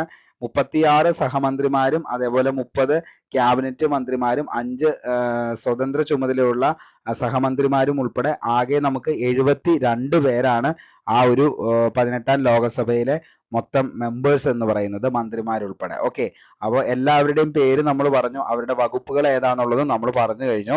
അപ്പോൾ വളരെ വ്യക്തമായി മനസ്സിലായി എന്ന് കരുതുന്നു. അപ്പോൾ 1-2 തവണ എന്ത് ചെയ്യുക, ഈ പേരുകൾ ഒന്നുകൂടി കേൾക്കാനായിട്ട് ശ്രമിക്കുക. കാരണം ഇതൊന്നും നമ്മുടെ ഇവിടുത്തെ പേരുകളല്ലാത്തത് കൊണ്ട് സുരേഷ് ഗോപിയും ജോർജ് കുര്യനും ഉൾപ്പെടെയുള്ള എല്ലാം ബാക്കി വേറെ സ്റ്റേറ്റുകളിൽ നിന്ന് വരുന്ന ആളുകളാണ്. അപ്പോൾ അവരുടേതായ പേരുകൾ നമ്മൾ 1-2 തവണയെങ്കിലും കേട്ടെങ്കിൽ മാത്രമാണ് നമ്മുടെ മനസ്സിലേക്ക് ഇരിക്കത്തുള്ളൂ. അപ്പോൾ എന്ത് ചെയ്യുക, അതൊന്നുകൂടി കേൾക്കാനായിട്ട് ശ്രമിക്കുക. ഓക്കെ, അത് നമുക്ക് പഠിക്കാനുള്ളത് കേരള ഓഫീസിലെ മെയിൻ ആയിട്ടുള്ള ഹെഡ് ആരൊക്കെയാണെന്നുള്ളതാണ്. അപ്പോൾ അത് നമുക്ക് ചോദിക്കാം. കാരണം എപ്പോഴും PSC ചോദിക്കുന്നതാണ് ഇൻഫർമേഷൻ കമ്മീഷൻ ആരാണ്, ഹ്യൂമൻ റൈറ്റ് കമ്മീഷൻ ആരാണ്, അതേപോലെ തന്നെ എന്താണ് കേരള വുമൻസ് കമ്മീഷൻ ആരാണ്. അപ്പോൾ അങ്ങനെയുള്ള കാര്യങ്ങൾ എന്നും PSCക്ക് അത്രത്തോളം പ്രിയപ്പെട്ടതാണ്, ഉറപ്പായിട്ടും ചോദിക്കാറുണ്ട്. അപ്പോൾ നമുക്കിനി അത് പഠിക്കാം. ഓക്കെ, അതായത് ചീഫ് സെക്രട്ടറി ഓഫ് കേരള ആരാന്ന് ചോദിച്ചാൽ ഡോക്ടർ വേണു വി IAS ആണ് chief secretary of Kerala. Doctor Venu V IAS. Okay, അടുത്തത് ഡയറക്ടർ ജനറൽ ഓഫ് പ്രോസിക്യൂഷൻ ആരാന്ന് ചോദിച്ചാൽ TA ഷാജി ആണ്. ഡയറക്ടർ ജനറൽ ഓഫ് പ്രോസിക്യൂഷൻ ആണ് TA ഷാജി. ഓക്കെ, അടുത്തത് സ്റ്റേറ്റ് ഇലക്ഷൻ കമ്മീഷൻ ആരാന്ന് ചോദിച്ചാൽ ഷാജഹാൻ IAS ആണ് ആര് സ്റ്റേറ്റ് ഇലക്ഷൻ കമ്മീഷണർ എന്ന് പറയുന്നത്. ഓക്കെ, അടുത്തത് ചീഫ് ഇലക്ടറൽ ഓഫീസർ ആരാന്ന് ചോദിച്ചാൽ സഞ്ജയ് കൗൾ IAS ആണ് ചീഫ് ഇലക്ടറൽ ഓഫീസർ. ഓക്കെ, ഇതൊക്കെ എപ്പോഴും ചോദിക്കാറുണ്ട്. ഇലക്ഷൻ കമ്മീഷണർ ആരാണ്, അതേപോലെ തന്നെ ചീഫ് ഇലക്ടറൽ ഓഫീസർ ആരാന്ന് ചോദിച്ചാൽ സഞ്ജയ് കൗൾ IAS ആണ്. ഓക്കെ, അടുത്തതാണ് director general of police and state police chief ആണ് doctor Shaikh Darvesh Saheb IAS. Okay, അപ്പോൾ director general of police and state police chief ആണ് doctor Shaikh Darvesh Saheb IAS. Okay, അടുത്തത് ചെയർപേഴ്സൺ ഹ്യൂമൻ റൈറ്റ് കമ്മീഷൻ ആരാന്ന് ചോദിച്ചാൽ K ബൈജുനാഥ് ആണ്. ഓക്കെ, ആക്ടിംഗ് ആണ് K Baijunath. Chairperson human right commission ആണ് K Baijunath. Okay, chief information commission of കേരളയാണ് V Hari Nair. Okay, V Hari Nair ആണ് chief information commissioner V Hari Nair. Okay, director Kerala vigilance and anti corruption bureau ആണ് doctor TK Vinod Kumar IPS. Doctor TK Vinod Kumar IPS ആണ് director Kerala vigilance and anti corporation bureau. Okay, അടുത്തത് chairperson Kerala state woman development corporation ആണ് KC Rosakutty. Okay, KC റോസക്കുട്ടിയാണ് chairperson Kerala state woman development corporation. അടുത്തത് state youth commission chairman ആണ് M Shajar. Okay, M ഷാജാർ ആണ് state youth commission chairman. Okay, അടുത്തത് chairman Kerala administrative tribunal ആരാന്ന് ചോദിച്ചാൽ നമ്മൾ കഴിഞ്ഞ ദിവസത്തെ ക്ലാസ്സിൽ പറഞ്ഞാണ് ജസ്റ്റിസ് CK അബ്ദുൾ റഹീം ആണ് chairman Kerala administrative tribunal, justice CK Abdul Rahim. Okay, president Kerala state consumer dispute redressal commission ആണ് ജസ്റ്റിസ് K സുരേന്ദ്ര മോഹൻ എന്ന് പറയുന്നത്. President Kerala state sports council ആണ് U ഉഷ്റഫ് അലി ആണ് president Kerala state sports council. Chairman KPSC ആണ് ഡോക്ടർ MR ബൈജു ആണ് chairman of KPSC doctor MR Baiju. നമുക്കറിയാം. അപ്പോൾ അതുകൊണ്ട് പ്രത്യേകിച്ച് എന്താണ് നമുക്ക് ഇതിനെക്കുറിച്ച് ഇതൊന്നും അറിയാതെ നമ്മൾ ഒരിക്കലും എന്തിനു ചെയ്യരുത് KPSCക്ക് വേണ്ടിയിട്ട് എന്താണ് എക്സാം എഴുതാനായിട്ട് പോകരുത്. ഓക്കെ, ഇനി chairman and managing director KSEB ആണ് doctor Rajan N ഖോബ്രാദെ IAS. Okay, ഇനി അടുത്തതാണ് ചെയർമാൻ ഓഫ് KTDC ആണ് PK ശശി എന്ന് പറയുന്നത്. Chairman of 11th pay commission ആണ് K Mohandas IAS. President Kerala സാഹിത്യ അക്കാദമി ആണ് പ്രൊഫസർ K സച്ചിദാനന്ദൻ. ഓക്കെ, അപ്പോൾ പ്രസിഡന്റ് ഓഫ് കേരള സാഹിത്യ അക്കാദമി ചോദിക്കാം, ഇമ്പോർട്ടന്റ് ആണ്. ആരാണ്? പ്രൊഫസർ K സച്ചിദാനന്ദൻ ആണ് എന്ത് പ്രസിഡന്റ് കേരള സാഹിത്യ അക്കാദമി. ഓക്കെ, അടുത്തത് ചെയർപേഴ്സൺ കേരള സംഗീത നാടക അക്കാദമി ആണ് മട്ടന്നൂർ ശങ്കരൻ കുട്ടി മാരാർ. ഇമ്പോർട്ടന്റ് ആണ് കേട്ടോ, ഇത് എപ്പോഴും PSC ചോദിക്കാറുണ്ട്. Chairperson Kerala Sangeetha Nataka Akademi Mattannur Sankaran Kutty Marar. Chairperson Kerala Lalithakala academy ആണ് മുരളി ചിരൂത്ത്. ഓക്കെ, മുരളി ചേരൂത്ത് ആണ് എന്ത് chairperson of Kerala Lalithakala academy Murali Cheeroth. അടുത്തത് ചെയർമാൻ കേരള ഫോക്ലോർ അക്കാദമി ആണ് OS ഉണ്ണികൃഷ്ണൻ എന്ന് പറയുന്നത്. Chairman Kerala folklore academy OS Unnikrishnan. Chairman Kerala state Chalachitra academy ആണ് രഞ്ജിത്ത് ആണ്. നമ്മുടെ കേരള സ്റ്റേറ്റ് ചലച്ചിത്ര അക്കാദമി രഞ്ജിത്ത് ആണ്. ഇനി chairman Kerala state film development corporation ആണ് ഷാജി N കരുൺ ആണ്. Chairman Kerala state film development corporation ആണ് Shaji N Karun. CEO of Technopark ഏതാണ്? കോൾ സഞ്ജീവ് നായർ ആണ് നമ്മുടെ CEO of Technopark. CEO of Infopark ആരാന്ന് ചോദിച്ചാൽ സുശാന്ത് കരുനാദിലാണ്. സുശാന്ത് കരുനാദിലാണ് CEO of Infopark.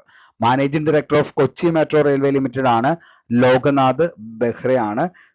Managing director of Kochi metro railway limited Loknath Behra. Okay, അപ്പൊ ഇതിന്റെ അകത്ത് ഏറ്റവും ഇമ്പോർട്ടന്റ് ആണ് മക്കളെ നമ്മുടെ എന്ത് chairperson of human right commission K Baijunath important ആണ്.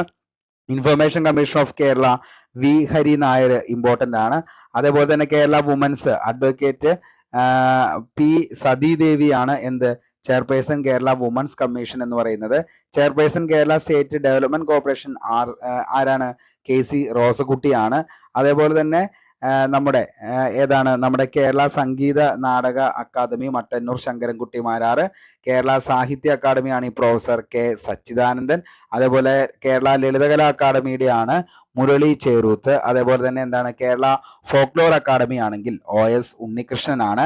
Chairman of state Chalachitra academy ആരാണ്? രഞ്ജിത്താണ്. ഓക്കെ, അപ്പൊ ഞാൻ പറയുന്ന ഈ പേരുകളിൽ എന്തെങ്കിലും ചെറിയ ഈ പ്രൊനൗൺസിയേഷനിൽ എന്തെങ്കിലും വ്യത്യാസം ഉണ്ടെങ്കിൽ എന്ത് ചെയ്യുക, എല്ലാവരും ക്ഷമിക്കുക. കാരണം എന്താന്ന് വെച്ച് കഴിഞ്ഞാൽ ഈ പറയുന്ന പേരുകൾ നമുക്ക് എന്താണ് പറയുമ്പോൾ ചില പേരുകൾക്കൊക്കെ വ്യത്യാസം വരും. അപ്പൊ അങ്ങനെ ആവുമ്പോൾ നിങ്ങൾ എന്തായാലും നമുക്ക് എന്ത് ചെയ്യണം, ഓപ്ഷൻ നോക്കി നമുക്ക് ഉത്തരത്തിലേക്ക് എത്തണം. അപ്പൊ അങ്ങനെയുള്ള പ്രശ്നങ്ങൾ ഒരിക്കലും വരത്തില്ല. പക്ഷെ ചെറിയ വ്യത്യാസങ്ങളൊക്കെ വന്നാലും എല്ലാവരും അത് ക്ഷമിക്കുക. നമുക്ക് അടുത്ത പാർട്ടിലേക്ക് പോവാം. ഓക്കെ, അടുത്ത് നമുക്ക് പഠിക്കാനുള്ളത് ഓരോ സ്റ്റേറ്റും അതേപോലെ തന്നെ അവിടുത്തെ ചീഫ് മിനിസ്റ്റേഴ്സും ഗവർണേഴ്സും ആണ്. ഇമ്പോർട്ടന്റ് ആണ്, എപ്പോഴും PSC ചോദിക്കാറുണ്ട്. അപ്പൊ നമുക്ക് എന്ത് ചെയ്യാം, അതിലേക്ക് പോവാം. ഓക്കെ, ഇനി ആന്ധ്രാപ്രദേശിന്റെ ചീഫ് മിനിസ്റ്റർ ആരാന്ന് ചോദിച്ചാൽ N ചന്ദ്രബാബു നായിഡു ആണ്. ആന്ധ്രാപ്രദേശ് N ചന്ദ്രബാബു നായിഡു. അവിടുത്തെ ഗവർണർ ആണ് ജസ്റ്റിസ് S അബ്ദുൾ നസീർ ആണ് അവിടുത്തെ ഗവർണർ എന്ന് പറയുന്നത്. ഓക്കെ, അടുത്താണ് അരുണാചൽ പ്രദേശ്. അരുണാചൽ പ്രദേശിന്റെ ചീഫ് മിനിസ്റ്റർ ആണ് പെമ ഖണ്ഡു. ലഫ്റ്റനന്റ് ജനറൽ കൈവാലിയ ത്രിവിക്രം പർനായിക് ആണ് അവിടുത്തെ ഗവർണർ എന്ന് പറയുന്നത്. ഓക്കെ, അടുത്തത് അസാം ആണ്. അസാമിന്റെ ഹിമാന്ത ബിശ്വാസ ശർമ്മയാണ്. ഗുലാബ് ചന്ദ് കതാരിയാണ് അവിടുത്തെ ഗവർണർ എന്ന് പറയുന്നത്. ഓക്കെ, അടുത്തത് ബീഹാർ ആണ്. ബീഹാർ നിതീഷ് കുമാർ ആണ് അവിടുത്തെ ചീഫ് മിനിസ്റ്റർ. രാജേന്ദ്ര വിശ്വാനന്ദ് ആർക്കർ ആണ് അവിടുത്തെ ഗവർണർ എന്ന് പറയുന്നത്. ഓക്കെ, അടുത്ത ഛത്തീസ്ഗഡ് ആണ്. വിഷ്ണു ദിയോ സായി. ബിശ്വാസ് ഭൂഷൺ ഹരിചന്ദ്രൻ ആണ് ഗവർണർ. ഗോവയിലെ ആണെങ്കിൽ പ്രമോദ് സാവന്ത് ആണ്. പ്രമോദ് സാവന്ത്. PS ശ്രീധരൻ പിള്ളയാണ് അവിടുത്തെ ഗവർണർ എന്ന് പറയുന്നത്. ഗുജറാത്തിലെ ഭൂപേന്ദ്ര പട്ടേൽ ആണ് ആചാര്യ ദേവ് വ്രത്. ഓക്കെ, ഇനി അടുത്തതാണ് ഹരിയാന. ഹരിയാനയിലെ നായബ് സിംഗ് സൈനിയാണ്. ബന്ദ്രു ദട്ടാരിയാണ് അവിടുത്തെ ഗവർണർ. ഹിമാചൽ പ്രദേശ് സുഖ്വീന്ദർ സിംഗ് ആണ്. സുഖു. ശിവ് പ്രതാപ് ശുക്ലയാണ് അവിടുത്തെ ഗവർണർ എന്ന് പറയുന്നത്. ഓക്കെ, അടുത്തത് ജാർഖണ്ഡ് ആണ്. ജാർഖണ്ഡിലെ ഹേമന്ത് സോറൻ ആണ്. CP രാധാകൃഷ്ണനാണ് അവിടുത്തെ ഗവർണർ എന്ന് പറയുന്നത്. കർണാടകയാണെങ്കിൽ സിദ്ധരാമയ്യ തവാർചാന്ദ് ഗെഹ്ലോട്ട് ആണ്. ഓക്കെ, തവാർചാന്ദ് ഗെഹ്ലോട്ട്. കേരള പിണറായി വിജയൻ. ആരിഫ് മുഹമ്മദ് ഖാൻ ആണ് ഗവർണർ. ഓക്കെ, ഇനി മധ്യപ്രദേശ് മോഹൻ യാദവ്. മഖ്ബൂയ് ചന്ദ്രഭായ് പട്ടേലാണ്. ഓക്കെ. മഹാരാഷ്ട്ര ഇക്കാനന്ദ് ഷിൻഡെ, രമേഷ് ബൈസ്. ഓക്കെ. മണിപ്പൂര് എൻ ബിരൻ സിംഗ് ആണ്. സുഷീർ ഉൻസുയാണ് അവിടുത്തെ. മേഘാലയ കൊൺറാഡ് കോങ്കൽ സാങ്മ. ഫഗു ചൗഹാൻ ആണ് അവിടുത്തെ ഗവർണർ. മിസോറാം ആണെങ്കിൽ PU ലാൽഹുദു ഹോമ. കംബാപാത്തി ഹരിബു ആണ് ഗവർണർ.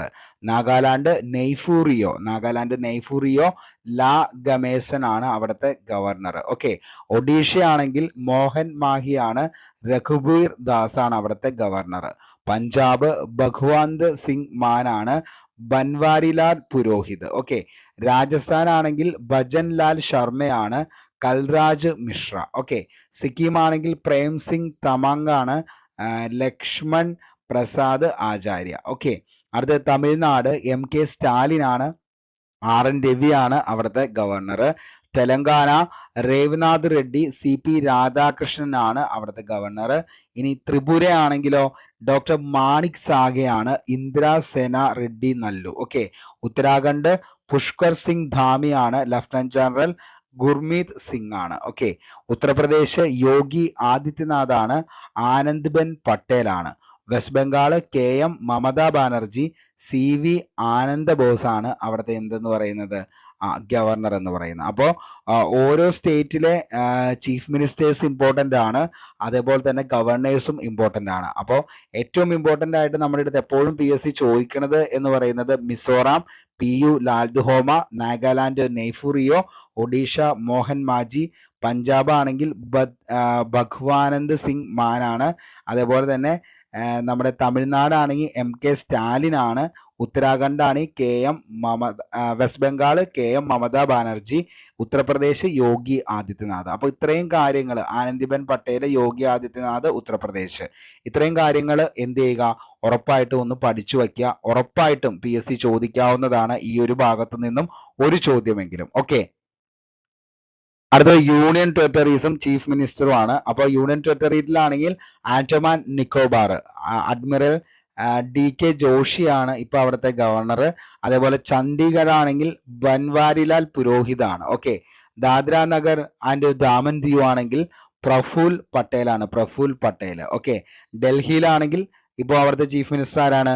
അരവിന്ദ് കേജ്രിവാൾ ആണ്. വിനയ് കുമാർ സക്സേനയാണ് അവിടുത്തെ എന്തെന്ന് പറയുന്നത്, ഈ പറയുന്ന ലഫ്റ്റനന്റ് ഗവർണർ എന്ന് പറയുന്നത്.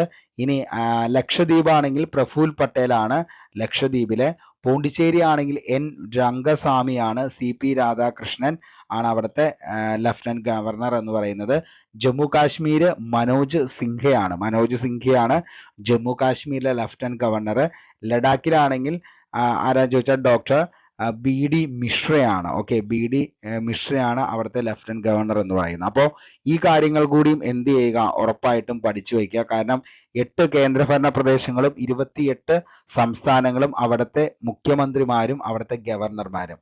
ഇമ്പോർട്ടൻ്റ് ആയിട്ടുള്ളത് എന്താ, മുഖ്യമന്ത്രിമാരെങ്കിലും എന്ത് ചെയ്യുക, പഠിച്ചു വയ്ക്കാനായിട്ട് ശ്രമിക്കുക. ഉറപ്പായിട്ടും നിങ്ങൾക്കത് എക്സാമിന് ഉപകാരപ്പെടുന്നതായിരിക്കും. നമുക്ക് അടുത്ത പാർട്ടിലേക്ക് പോകാം. ഓക്കെ. ഇനി നമ്മൾ പഠിക്കാൻ പോകുന്നത് സയൻസ് ആൻഡ് ടെക്നോളജിയിലെ ഏറ്റവും ഇമ്പോർട്ടൻ്റ് ആയിട്ടുള്ള കുറച്ച് കാര്യങ്ങളാണ്. അപ്പോൾ നമുക്ക് അതിൻ്റെ അകത്ത് സയൻസ് ആൻഡ് ടെക്നോളജിയിൽ ഫസ്റ്റ് നമുക്ക് സ്പേസുമായിട്ട് ബന്ധപ്പെട്ട കുറച്ച് കാര്യങ്ങൾ നമുക്കൊന്ന് പഠിക്കാം. അത് കഴിഞ്ഞിട്ട് നേരെ എന്തിലേക്ക് പോകാം, ബാക്കി കാര്യങ്ങളിലേക്ക് ആവും. ഓക്കെ. അപ്പോൾ എല്ലാവരും ശ്രദ്ധിച്ചൊന്ന് കേട്ടിരിക്കാനായിട്ട് മാത്രം നോക്കുക. കാരണം ഇനി നോട്ട്സ് എല്ലാം എടുത്ത് എഴുതി വയ്ക്കാനുള്ള സമയമൊന്നുമില്ല, അത് നോക്കിക്കൊണ്ടിരിക്കാനും സമയമില്ല. ജസ്റ്റ് എന്ത് ചെയ്യുക, ഇനിയുള്ള കാര്യങ്ങൾ ശ്രദ്ധിച്ചൊന്ന് കേട്ടിരിക്കാനായിട്ട് ശ്രമിക്കുക. എല്ലാവരും ഹെഡ്സെറ്റ് ഒക്കെ ഉണ്ടെങ്കിൽ ഹെഡ്സെറ്റ് ഒക്കെ ഒന്ന് എടുത്ത് കുത്താനായിട്ട് നോക്കുക. എന്നിട്ട് എന്ത് ചെയ്യുക, മൊത്തമായിട്ടൊന്ന് കേട്ടിരിക്കുക. ഓക്കെ. നമുക്ക് നേരെ ക്ലാസ്സിലേക്ക് പോവാം. ഇന്ന് നമ്മൾ പഠിക്കാൻ പോകുന്നത് സ്പേസുമായി ബന്ധപ്പെട്ട് എക്സ്പോസാറ്റ് ആണ്. X-ray polarimeter satellite. എന്താണ് എക്സ്പോസാറ്റ് എന്ന് ചോദിച്ചു കഴിഞ്ഞാൽ എക്സ്റേ പോളാരിമീറ്റർ സാറ്റലൈറ്റ് എന്നാണ് എക്സ്പോസാറ്റിന്റെ ഫുൾ നെയിം എന്ന് പറയുന്നത്. വിക്ഷേപിച്ചത് എന്നാണെന്ന് ചോദിച്ചു കഴിഞ്ഞാൽ 2024 ജനുവരി 1 എക്സ്പോസാറ്റ് വിക്ഷേപിച്ചത്. വിക്ഷേപണ വാഹനം ഏതാണെന്ന് ചോദിച്ചാൽ PSLV C-58 ആണ്. PSLVയുടെ 60ാമത്തെ ദൗത്യമായിരുന്നു എക്സ്പോസാറ്റ് എന്ന് പറയുന്നത്. അതായത് തമോഗർത്തങ്ങളെ കുറിച്ച് പഠിക്കുക എന്നതാണ് എക്സ്പോസാറ്റ് മിഷന്റെ ലക്ഷ്യം എന്ന് പറയുന്നത്. തമോഗർത്തങ്ങളെ കുറിച്ച് പഠിക്കാൻ ഉപഗ്രഹം അയക്കുന്ന 2ാമത്തെ രാജ്യമാണ് ഇന്ത്യ. ഓക്കെ, അപ്പോൾ തമോഗർത്തങ്ങളെ കുറിച്ച് പഠിക്കാനായിട്ട് ഉപഗ്രഹം അയക്കുന്ന രണ്ടാമത്തെ രാജ്യം ഇന്ത്യയാണ്. അപ്പോൾ ആദ്യ രാജ്യം ഏതാ? US ആണ്. ഓക്കെ, ഈ മിഷനൊപ്പം പൂജപ്പുര LBS വനിതാ എഞ്ചിനീയറിംഗ് കോളേജിലെ വിദ്യാർത്ഥിനികൾ നിർമ്മിച്ച VSATും ഇതിന്റെ കൂടെ വിക്ഷേപിച്ചിട്ടുണ്ട്. ഓക്കെ, ലക്ഷ്യം എന്താ ചോദിച്ചു കഴിഞ്ഞാൽ കേരളത്തിലെ കാലാവസ്ഥാ വ്യതിയാനത്തിൽ അൾട്രാവയലറ്റ് വികിരണങ്ങളുടെ സ്വാധീനം മനസ്സിലാക്കുക എന്നതാണ് അതുകൊണ്ട് ഉദ്ദേശിച്ചത്. ഓക്കെ, അടുത്തത് കാലാവസ്ഥാ നിരീക്ഷണം, വാർത്താവിനിമയം, ടെലിവിഷൻ സംപ്രേഷണം തുടങ്ങിയ വിവിധ ലക്ഷ്യങ്ങൾക്കായിട്ട് വിക്ഷേപിച്ച ഇൻസാറ്റ് ശ്രേണിയിലെ ഏറ്റവും പുതിയ ഉപഗ്രഹമാണ് ഇൻസാറ്റ് 3DS എന്ന് പറയുന്നത്. INSAT 3DS, INSAT Indian national satellite system എന്നതാണ് അതിൻ്റെ ഫുൾ ഫോം എന്ന് പറയുന്നത്. മക്കളെ, എന്നാണ് വിക്ഷേപിച്ചതെന്ന് ചോദിച്ചു കഴിഞ്ഞാൽ 2024 ഫെബ്രുവരി 17 ഇത് വിക്ഷേപിച്ചത്. ഓക്കെ, വിക്ഷേപണ കേന്ദ്രമാണ് സതീഷ് ധവാൻ സ്പേസ് സെന്റർ, ശ്രീഹരിക്കോട്ട. വിക്ഷേപണ വാഹനം ഏതാന്ന് ചോദിച്ചാൽ GSLV F-14 ആണ്. F-14 ആണ് വിക്ഷേപണ വാഹനം.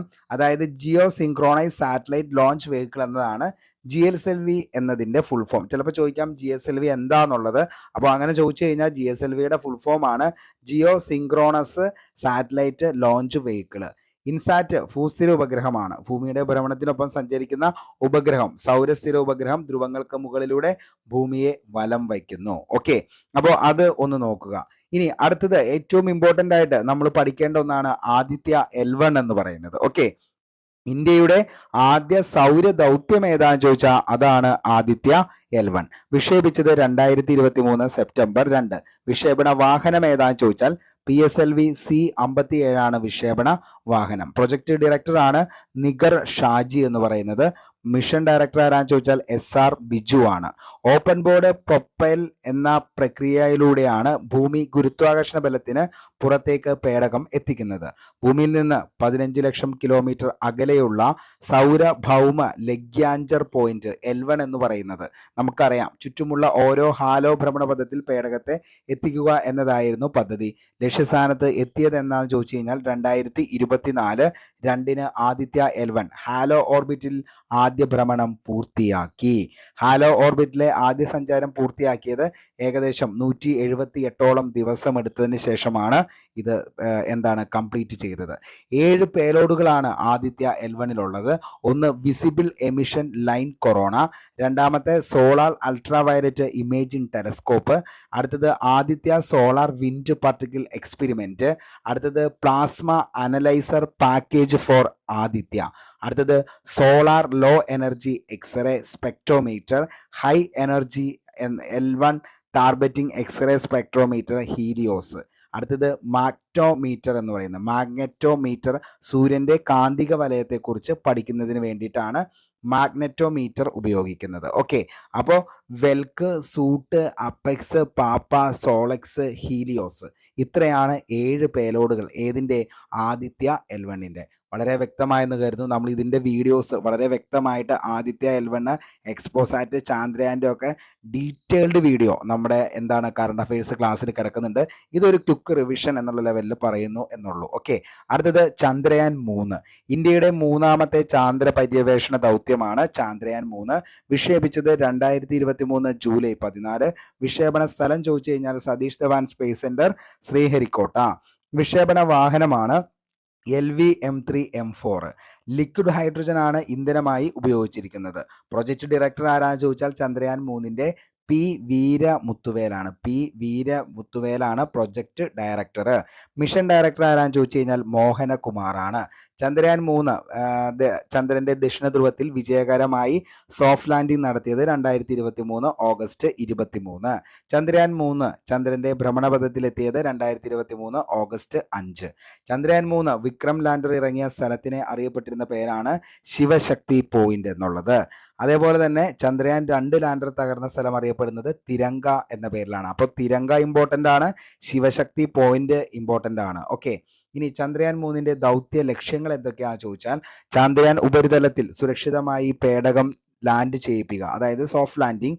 ചന്ദ്ര ഉപരിതലത്തിലൂടെ റോവർ ഉപയോഗിച്ചുള്ള പരീക്ഷണം, ചന്ദ്രോപരിതലത്തിൽ ശാസ്ത്രീയ പരീക്ഷണങ്ങൾ നടത്തുക, ചന്ദ്രനിലെ താപനില വ്യതിയാനത്തെക്കുറിച്ച് പഠിക്കുന്ന പേലോഡാണ് ചസ്തി എന്ന് പറയുന്നത്. ചാന്ദ്ര സർഫസ് തെർമോ ഫിസിക്കൽ എക്സ്പെരിമെന്റ്. ചന്ദ്രന്റെ ഉപരിതലത്തിലേക്ക് താഴേക്ക് പോകുന്തോറും താപനില കുറയുകയാണുള്ളത്. ദേശീയ ബഹിരാകാശ ദിനം ചിലപ്പോൾ ചോദിക്കാം, ഇമ്പോർട്ടൻ്റ് ആണെന്ന് ഓർത്ത് വച്ചോ, ഓഗസ്റ്റ് 23. ചന്ദ്രയാൻ 3 ചന്ദ്രനിൽ സോഫ്റ്റ് ലാൻഡിംഗ് നടത്തിയതിന്റെ ഓർമ്മയ്ക്കായി ചന്ദ്രൻ 23 ദേശീയ ബഹിരാകാശ ദിനമായി ആചരിക്കാൻ എന്ത് ചെയ്തു? തീരുമാനിച്ചു. ഇനി പേലോഡുകളും അതേപോലെ ഉള്ള കാര്യങ്ങൾ നമുക്ക് ഓൾറെഡി അറിയാം. ലാൻഡർ പേലോഡുകൾ, അതേപോലെ തന്നെ റോവർ പേലോഡുകൾ ഏതൊക്കെയാണ്, അതേപോലെ തന്നെ പ്രൊപ്പൽഷൻ മോഡ്യൂൾ അപ്ലോഡ് ഏതൊക്കെയാണെന്നുള്ളത് അതൊക്കെ നമ്മൾ എന്താണ് കഴിഞ്ഞ ക്ലാസ്സുകളിൽ വളരെ വ്യക്തമായി പഠിച്ച് തീർന്ന് സെറ്റാക്കിയതാണ്. ഓക്കെ, അടുത്തത് LVM-3, അതായത് 36 ഉപഗ്രഹങ്ങളെ ഭ്രമണപഥത്തിലെത്തിച്ച ISROയുടെ ഏറ്റവും വലിയ റോക്കറ്റാണ് LVM-3 എന്ന് പറയുന്നത്. LVM-3 എന്ന് ചോദിച്ചു കഴിഞ്ഞാൽ launch vehicle mark 3, GSLV mark 3 എന്ന പേരിലും otherwise known as one web മിഷന്റെ ഭാഗമായാണ് 36 ഉപഗ്രഹങ്ങളെ LVM-3 ഭ്രമണപഥത്തിൽ എത്തിച്ചത്. മിഷന്റെ മറ്റു പ്രത്യേകതകൾ എന്തെന്ന് ചോദിച്ചു കഴിഞ്ഞാൽ LVM-3യുടെ ആദ്യ വാണിജ്യ ദൗത്യമാണിത്. 36 വൺ വെബ് ഉപഗ്രഹങ്ങളുള്ള ആദ്യ മൾട്ടി സാറ്റലൈറ്റ് ദൗത്യം എന്നറിയപ്പെടുന്നതും LVM-3 ആണ്. അതേപോലെ 6 ടൺ പേലോടുള്ള ആദ്യ ഇന്ത്യൻ റോക്കറ്റ് ലിയോ എന്നാണ് ഇത് അറിയപ്പെടുന്നത്, അതായത് ലോ എർത്ത് ഓർബിറ്റ്. LVM-3യുടെ ആദ്യ വിക്ഷേപണം ആയിരുന്നു അത്. LVM-3 ഉപയോഗിച്ചുള്ള ആദ്യത്തെ NSIL മിഷനാണിത്. ചന്ദ്രന്റെ ഇരുവശങ്ങളും പര്യവേഷണം ചെയ്യാൻ ISROയുമായി സഹകരിക്കുന്ന രാജ്യം ഏതാണെന്ന് ചോദിച്ചാൽ അത് ജപ്പാനാണ്. ഓർത്തു വച്ചോ, ഇമ്പോർട്ടൻ്റ് ആണ്. ചന്ദ്രന്റെ ഇരുവശങ്ങളും പര്യവേഷണം ചെയ്യാൻ ISROയുമായി സഹകരിക്കുന്ന രാജ്യമാണ് Japan. Okay, PSLV C-54 വിക്ഷേപിച്ചത് 2022 November 26. 9 ഉപഗ്രഹങ്ങളെ വിജയകരമായി ഭ്രമണപഥത്തിലെത്തിച്ച ISROയുടെ ദൗത്യമാണ് PSLV C-54. ഓഷ്യൻസാറ്റ് ശ്രേണിയിലെ 3ാം തലമുറ ഉപഗ്രഹമായ EOS-06 ഉൾപ്പെടെ 50 ഉപഗ്രഹങ്ങളെ ഭ്രമണപഥത്തിൽ എത്തിച്ചു. PSLV C-54 ദൗത്യത്തിന്റെ ഡയറക്ടറായ മലയാളി ഇമ്പോർട്ടൻ്റ് ആണ്, ഓർത്തു വച്ചോ മക്കളെ, R ബിജു ആണ്. മിഷന്റെ ഭാഗമായി ഭ്രമണപഥത്തിൽ എത്തിച്ച മറ്റു ഉപഗ്രഹങ്ങൾ ഏതാണെന്ന് ചോദിച്ചാൽ ഭൂട്ടാനിൽ നിന്നുള്ള INS-2B, ഇന്ത്യൻ സ്റ്റാർട്ടപ്പായ പിക്സൽ വികസിപ്പിച്ച ആനന്ദ് എന്ന ഉപഗ്രഹം, ഇന്ത്യൻ സ്റ്റാർട്ടപ്പായ ധ്രുവ സ്പേസിന്റെ തൈബോൾട്ട് എന്ന് പറയുന്ന ഒരു ഉപഗ്രഹം, അതേപോലെ തന്നെ എന്താണ് അമേരിക്കയിൽ നിന്നുള്ള അസ്ട്രോകാസ്റ്റിന്റെ 4 ഉപഗ്രഹങ്ങൾ. ഇത്രയാണ് അതിൻ്റെ അകത്ത് എത്തിച്ചത്. രോഹിണി RH-200 ഇന്ത്യ തദ്ദേശീയമായി വികസിപ്പിച്ച സൗണ്ടിംഗ് റോക്കറ്റാണ് രോഹിണി RH-200. വിക്ഷേപിച്ചത് 2022 നവംബർ 23. വിക്ഷേപണ സ്ഥലം ചോദിച്ചു കഴിഞ്ഞാൽ തുമ്പ ഇക്വറ്റോറിയൽ റോക്കറ്റ് ലോഞ്ചിങ് സ്റ്റേഷനാണ് തിരുവനന്തപുരം. നമുക്കറിയാം ടേൾസ്. ഓക്കെ, ഇനി നമുക്കറിയാം PSLV C-53 2022 June 30 PSLV C-53 new space India limited രണ്ടാമത്തെ സമ്പൂർണ്ണ വാണിജ്യ ദൗത്യമായിരുന്നു. വിക്ഷേപണ സ്ഥലം സതീഷ് ധവാൻ സ്പേസ് സെന്റർ ശ്രീഹരിക്കോട്ട. ഈ വിക്ഷേപണത്തിൽ സിംഗപ്പൂരിന്റെ എത്ര ഉപഗ്രഹങ്ങളാണ് ഭ്രമണപഥത്തിൽ എത്തിച്ചതെന്ന് ചോദിച്ചു കഴിഞ്ഞാൽ 3DS EO നിയോസാർ സ്കൂബ് 1. ഇത്രയും കാര്യം ഒന്ന് ഓർത്തു വെച്ചോ. അടുത്തത് വിക്രം എസ് എന്ന് പറയുന്നത് ഇന്ത്യ വികസിപ്പിച്ച ആദ്യ സ്വകാര്യ റോക്കറ്റാണ് വിക്രം എസ്. നിർമ്മിച്ചത് സ്കൈറൂട്ട് എയറോസ്പേസ് ആണ്, ഹൈദരാബാദ്. വിക്ഷേപണ സ്ഥലം ചോദിച്ചു കഴിഞ്ഞാൽ Satish Dhawan space centre Sriharikota. Vikram S വിക്ഷേപിച്ചത് എന്നാണ് എന്ന് ചോദിച്ചാൽ 2022 നവംബർ 18. വിക്ഷേപണ ദൗത്യത്തിന് നൽകിയ പേരാണ് പ്രാരംഭ് എന്നറിയപ്പെടുന്നത്. ഏതിൻ്റെയാണ്? വിക്രം എസിൻ്റെയാണ്. ഇത് നമ്മൾ വളരെ വ്യക്തമായി കഴിഞ്ഞ ദിവസങ്ങളിൽ പഠിച്ച് സെറ്റാക്കിയതാണ്. ഓക്കെ, ന്യൂ സ്പേസ് ഇന്ത്യ ലിമിറ്റഡിന്റെ രണ്ടാമത്തെ സമർപ്പിത വാണിജ്യ ദൗത്യം ഏതാണെന്ന് ചോദിച്ചാൽ PSLV C-54 സാറ്റലൈറ്റ് ആണ്. അടുത്തിടെ ബഹിരാകാശത്ത് വൈദ്യുതി ഉൽപ്പാദിപ്പിക്കുന്നതിനായി ഫ്യുവൽ സെൽ വിജയകരമായി പരീക്ഷിച്ച സ്ഥാപനമാണ് ISRO. ഹൈഡ്രജനും ഓക്സിജനും ഉപയോഗിച്ചാണ് വൈദ്യുതി ഉൽപ്പാദിപ്പിക്കുന്നത്. താപവും ജലവും ഉൽപ്പന്നങ്ങളായി അതിൻ്റെ നമുക്ക് കിട്ടുകയും ചെയ്തു. ജനുവരി 1 വിക്ഷേപിച്ച PSLV C-58ന്റെ ഭാഗമായി ഫ്യുവൽ സെൽ പവർ സിസ്റ്റം നടത്തിയ പ്രവർത്തനത്തിൽ 180 വാട്ട് വൈദ്യുതിയാണ് നിലവിൽ ഉൽപ്പാദിപ്പിച്ചത്. ഓക്കെ, സ്പേസിലേക്ക് പോവുകയാണെങ്കിൽ ഏറ്റവും ഇമ്പോർട്ടൻ്റ് ആയിട്ട് അടുത്തിടെ 4ാം പരീക്ഷണം വിജയകരമായി നടത്തിയ സ്പേസ് എക്സിൻ്റെ റോക്കറ്റാണ് സ്റ്റാർഷിപ്പ് എന്ന് പറയുന്നത്. സ്പേസ് എക്സ് ഞാൻ കൂടുതലായിട്ട് പറയേണ്ട കാര്യമൊന്നുമില്ല. നമ്മുടെ ഇലോൺ മസ്ക് എന്ന് പറയുന്ന അത്യപൂർവമായ ഒരു വ്യക്തിത്വത്തിൻ്റെയും അതേപോലെ തന്നെ എന്താണ് ലോക കോടീശ്വരൻ്റെയും ആയിട്ടുള്ള ആളാണ് ഇലോൺ മസ്ക്. അദ്ദേഹത്തിൻ്റെ സ്റ്റാർട്ടപ്പ് അല്ലെങ്കിൽ അദ്ദേഹത്തിൻ്റെ ഏറ്റവും വലിയ പദ്ധതിയാണ് ഈ പറയുന്ന സ്പേസ് എക്സും അതേപോലെ തന്നെ എന്താണ് സ്റ്റാർഷിപ്പ്, സ്റ്റാർലിങ്ക് എന്നിവയൊക്കെ. ഓക്കെ, അടുത്തിടെ സൗരയൂഥത്തിന് പുറത്ത് ഗ്ലിസ് 12B എന്ന ഉപഗ്രഹത്തെ കണ്ടെത്തിയ സ്പേസ് ഏജൻസിയാണ് ഗ്ലാസ് എന്ന് പറയുന്നത്. ഓക്കെ, അപ്പോൾ അടുത്തിടെ സൗരയൂഥത്തിന് പുറത്ത് ഗ്ലിസ് 12B എന്ന ഗ്രഹത്തെ കണ്ടെത്തിയത് നാസയാണ്. ഓക്കെ, ബോയിങ് സ്റ്റാർലൈൻ മിഷന്റെ ഭാഗമായി ഇന്ത്യൻ വംശജയായ ബഹിരാകാശ യാത്രികയാണ് സുനിത വില്യംസ്. ബോയിങ് സ്റ്റാർലൈൻ വിക്ഷേപിച്ച് 2024 ജൂൺ 5. ബോയിങ് സ്റ്റാർലൈൻ മിഷനിൽ സുനിത വില്യംസിൻ്റെ സഹയാത്രികനായിരുന്നു ബാരി ഇവിൽ മോർ എന്ന് പറയുന്നത്. അപ്പോൾ സുനിത വില്യംസ് 2024 ജൂൺ 5 പോയത് ഏതിൻ്റെ യാത്ര എന്ന് ചോദിച്ചു കഴിഞ്ഞാൽ ഏതാണ്? ബോയിങ് സ്റ്റാർ ലൈനർ മിഷൻ ആണ്. Boeing Starliner mission. 2024 April 8 NASA വിക്ഷേപിച്ച സൗണ്ടിംഗ് റോക്കറ്റുകളാണ് atmospheric perturbations around eclipse path, APEP എന്ന് പറയും. ഓക്കെ, എപ്പിപ്പ്. ഓക്കെ, ഈ ദൗത്യത്തിന് നേതൃത്വം നൽകിയ ഇന്ത്യൻ വംശജനാണ് ആരോഹ് ബർ ജാത്യ. ഇമ്പോർട്ടൻ്റ് ആണ്, ഓർത്ത് വെച്ചോ. ഓക്കെ, അടുത്ത് 2034 ശനിയുടെ ഉപഗ്രഹമായ ടൈറ്റനിൽ പര്യവേഷണം നടത്താൻ പദ്ധതിയിടുന്ന നാസയുടെ ദൗത്യമാണ് ഡ്രാഗൺ ഫ്ലൈ എന്ന് പറയുന്നത്. Dragon fly. ചന്ദ്രനിലെ ജലസാന്നിധ്യവും മറ്റു വിഭവങ്ങളും കണ്ടെത്തുന്നതിനായി നാസ വിക്ഷേപിക്കുന്ന ആദ്യ മൊബൈൽ റോബോട്ടിക് മിഷന്റെ പേരെന്താണെന്ന് ചോദിച്ചാൽ അതാണ് വൈപ്പർ എന്ന് പറയുന്നത്. Volatile investigating polar exploration rover എന്നതാണ് അതിൻ്റെ ഫുൾ ഫോം എന്ന് പറയുന്നത്. അടുത്തിടെ ചൈനയിൽ നിന്നും വിക്ഷേപിച്ച പാകിസ്ഥാന്റെ ഉപഗ്രഹമാണ് പാക്സാത്ത് മിമി എന്ന് പറയുന്നത് ഇമ്പോർട്ടൻ്റ് ആണ്. 2024 ജൂണിൽ ചന്ദ്രന്റെ വിദൂര ഭാഗത്തു നിന്ന് സാമ്പിളുകൾ ശേഖരിച്ച് മടങ്ങിയെത്തിയ ദൗത്യമാണ് ചാങ്കി 6 എന്ന് പറയുന്നത്. ചാങ്കി 6 വിക്ഷേപണ വാഹനമാണ് ലോങ് മാർച്ച് 5 എന്ന് പറയുന്നത്. 2024 മെയ് 3 ചൈനയുടെ ഈ ചാന്ദ്ര ദൗത്യം വിക്ഷേപിച്ചത്. ചെറുതായിട്ട് നമുക്ക് മഷിക്കുപ്പിയൊക്കെ പോലെ ഇരിക്കുന്ന ഒരു സംഭവമാണ് ഇതെന്ന് പറയുന്നത്. ഇതിനൊപ്പം പാകിസ്ഥാന്റെ 1QQ സാറ്റലൈറ്റും വിക്ഷേപിച്ചിരുന്നു. ഓക്കെ, അടുത്തത് യൂറോപ്യൻ ബഹിരാകാശ ഏജൻസിയും ജപ്പാൻ എയറോസ്പേസ് എക്സ്പ്ലോറേഷൻ ഏജൻസിയും ബുധൻ ഗ്രഹത്തിലേക്കുള്ള സംയുക്ത ദൗത്യമാണ് ബേപ്പി കൊളംബോ എന്ന് പറയുന്നത്. ബേപ്പി കൊളംബോ ഒന്ന് ഓർത്തു വെച്ചോ. അടുത്തത് തടി കൊണ്ട് നിർമ്മിച്ച ലോകത്തിലെ ആദ്യത്തെ ഉപഗ്രഹമാണ് ലിഗ്നോസാറ്റ് പ്രോബ് എന്ന് പറയുന്നത്. ലിഗ്നോസാറ്റ് പ്രോബാണ് തടി കൊണ്ട് നിർമ്മിച്ച ആദ്യ ഉപഗ്രഹം എന്ന് പറയുന്നത്.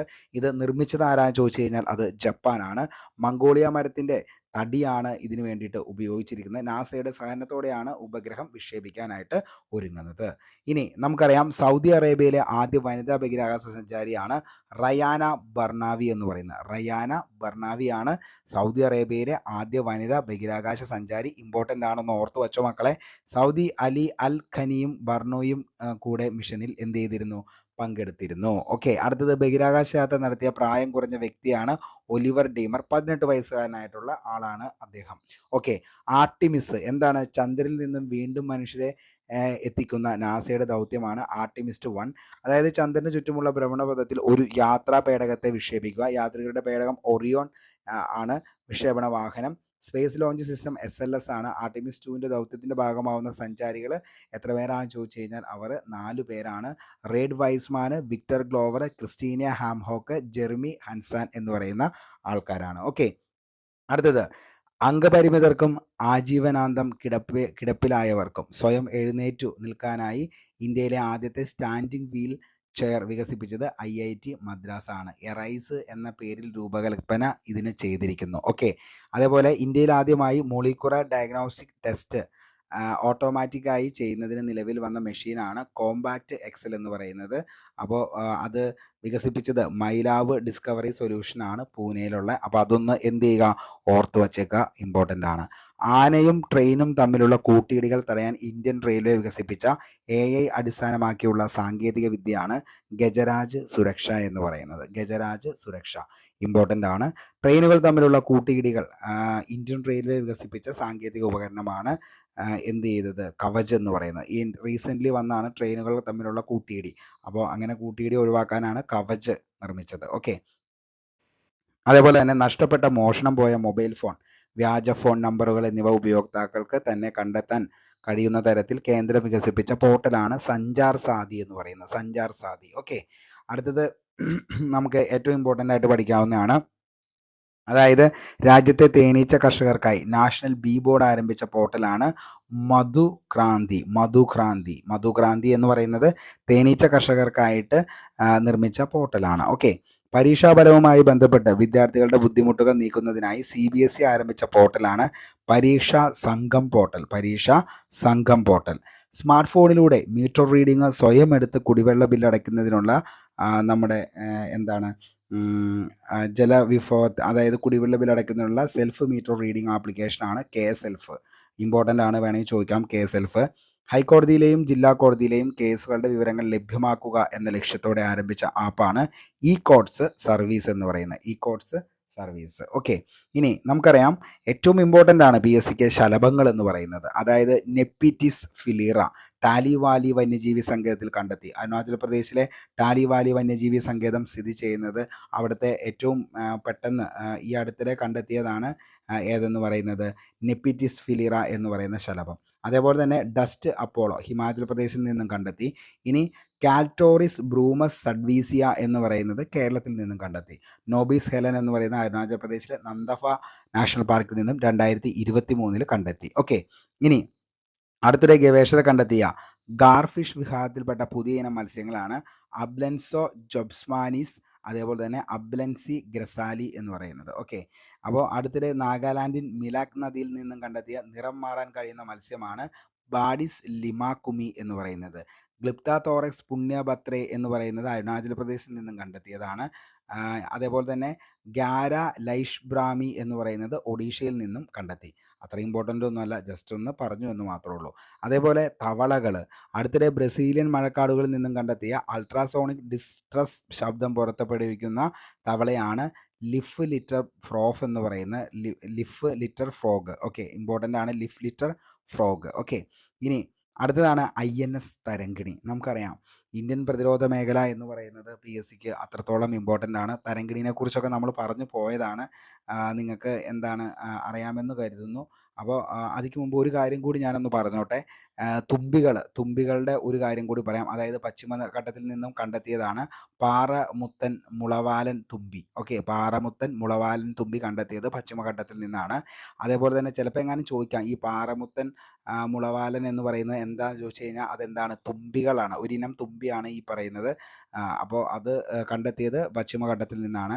എപ്പിതെമിസ് വയനാടൻസിസ്, അതായത് വയനാടൻ തീക്കുപ്പൻ എന്നാണ് അറിയപ്പെടുന്നത്, പശ്ചിമഘട്ടത്തിൽ നിന്ന് വീണ്ടും ഒരെണ്ണം കണ്ടെത്തി. അതേപോലെ പൊടിനിഴൽ തുമ്പി സ്പിന്നി ഹോൺടെയിൽ, അതായത് കണ്ണൂരിലെ കൊട്ടിയൂർ വന്യജീവി സങ്കേതത്തിൽ നിന്നും കണ്ടെത്തിയതാണത്. ഓക്കെ, അപ്പോൾ അത്രയും കാര്യങ്ങളൊന്ന് ഓർത്തു വെച്ചോ. ഇനി നമ്മൾ പഠിക്കുന്നത് ഇന്ത്യൻ പ്രതിരോധ മേഖലയാണ് INS തരങ്കിണി.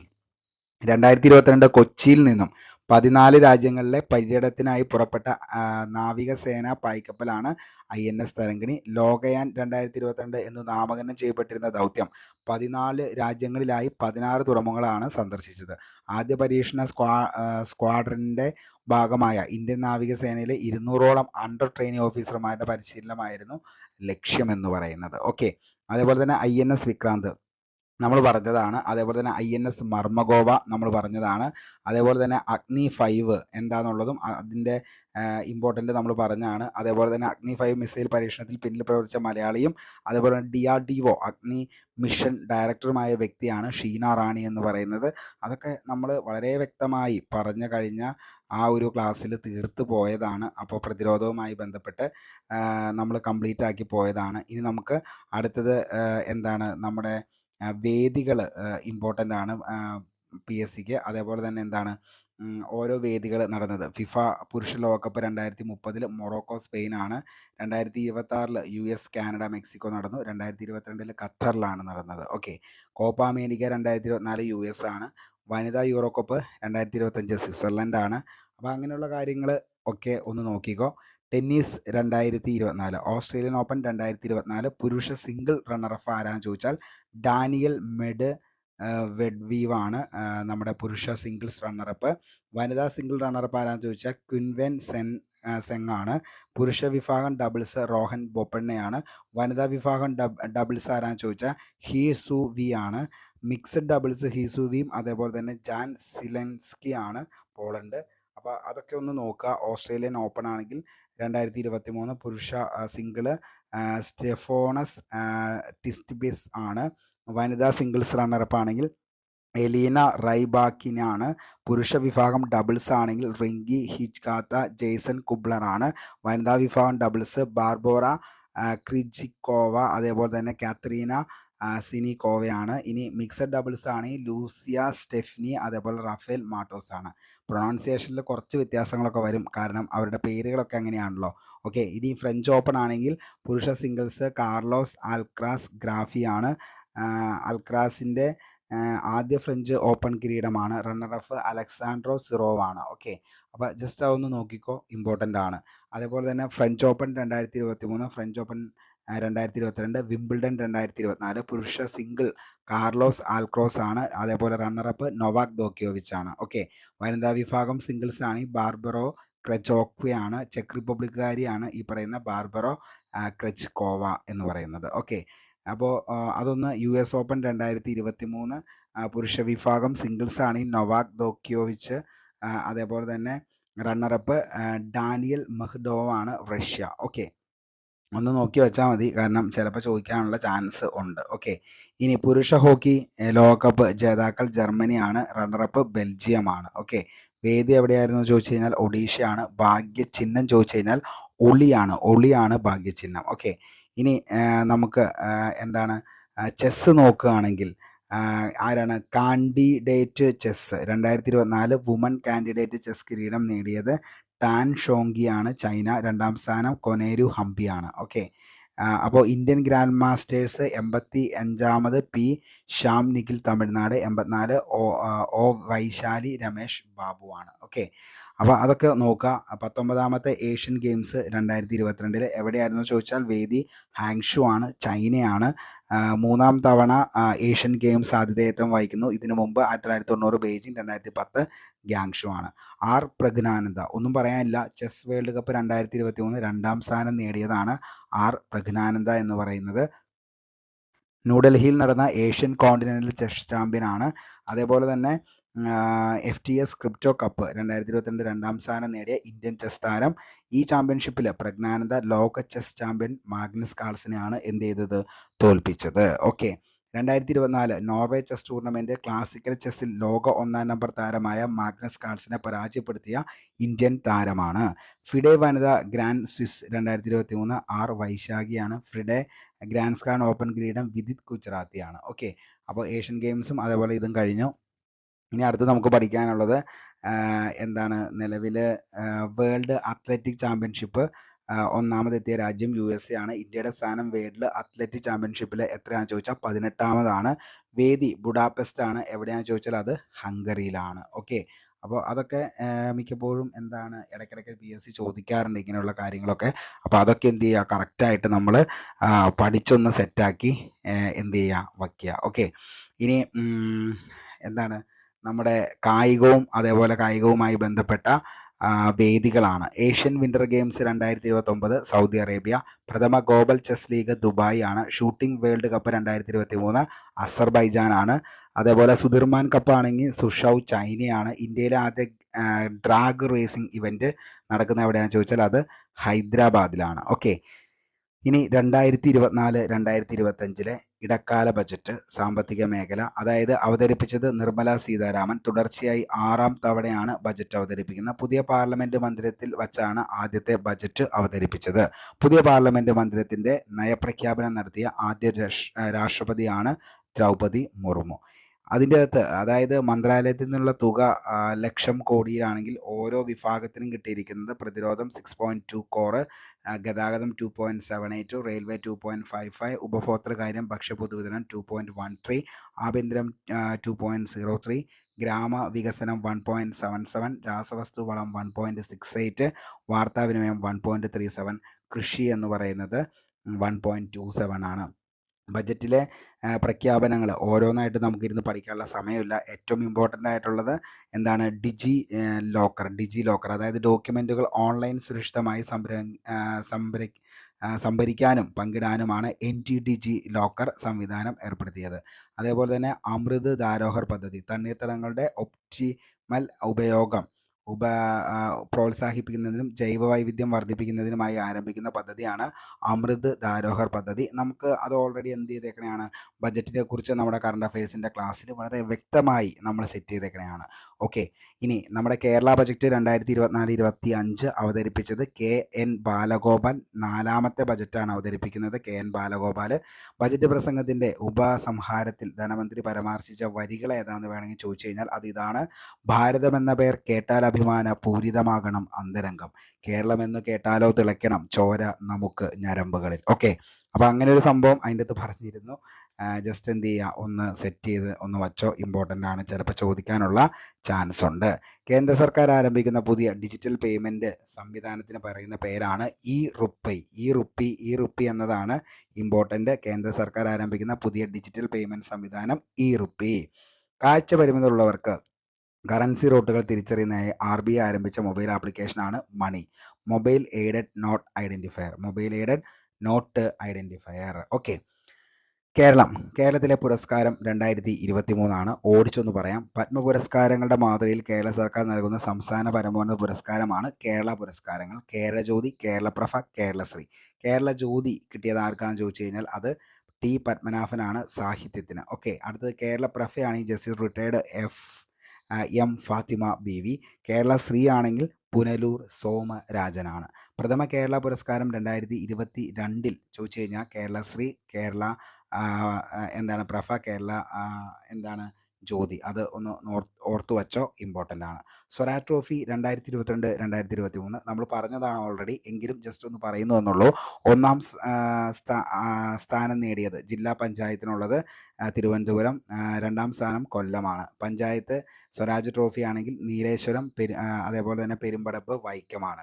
ഗ്രാമപഞ്ചായത്ത് ആണെങ്കിൽ ഒന്നാം സ്ഥാനം നേടിയത് സ്വരാജ് ട്രോഫി ഗ്രാമപഞ്ചായത്ത് വലിയ പറമ്പ, രണ്ടാം സ്ഥാനം മുട്ടാർ. മുനിസിപ്പാലിറ്റി സ്വരാജ് ട്രോഫി 2022-23 ഗുരുവായൂരാണ്, രണ്ടാം സ്ഥാനം വടക്കാഞ്ചേരി. ഇനി മുനിസിപ്പൽ കോർപ്പറേഷൻ നോക്കിക്കഴിഞ്ഞാൽ അത് തിരുവനന്തപുരമാണ്. ഓക്കെ, എപ്പോഴും ചോദിക്കാറുണ്ട്, അതുകൊണ്ട് പറഞ്ഞു എന്ന് മാത്രമേ ഉള്ളൂ. സിനിമ എടുത്തു നോക്കുകയാണെങ്കിൽ 53ാമത് കേരള സംസ്ഥാന ചലച്ചിത്ര പുരസ്കാരം 2022 മികച്ച നടനാണെങ്കിൽ നമ്മുടെ മമ്മൂട്ടിയാണ്. നൻപകൽ നേരത്ത് മയക്കം വളരെ ഗംഭീരമായിട്ടുള്ള ഒരു സിനിമ, നിങ്ങളെല്ലാവരും കണ്ടിട്ടുണ്ടാവും. മികച്ച നടി വിൻസി അലോഷ്യസ് ആണ്, ചിത്രം രേഖയാണ്. മികച്ച സംവിധായകൻ മഹേഷ് നാരായണൻ. ചിത്രം ഏതാണെന്ന് ചോദിച്ചു കഴിഞ്ഞാൽ അത് അറിയിപ്പാണ്. ഓക്കെ, അപ്പോൾ അതൊന്ന് ഓർത്തു വെച്ചോ, ഇമ്പോർട്ടൻ്റ് ആണ്. കാരണം എപ്പോഴും അതെന്ത് ചെയ്യാറുണ്ട്, ചോദിക്കാറുണ്ട്.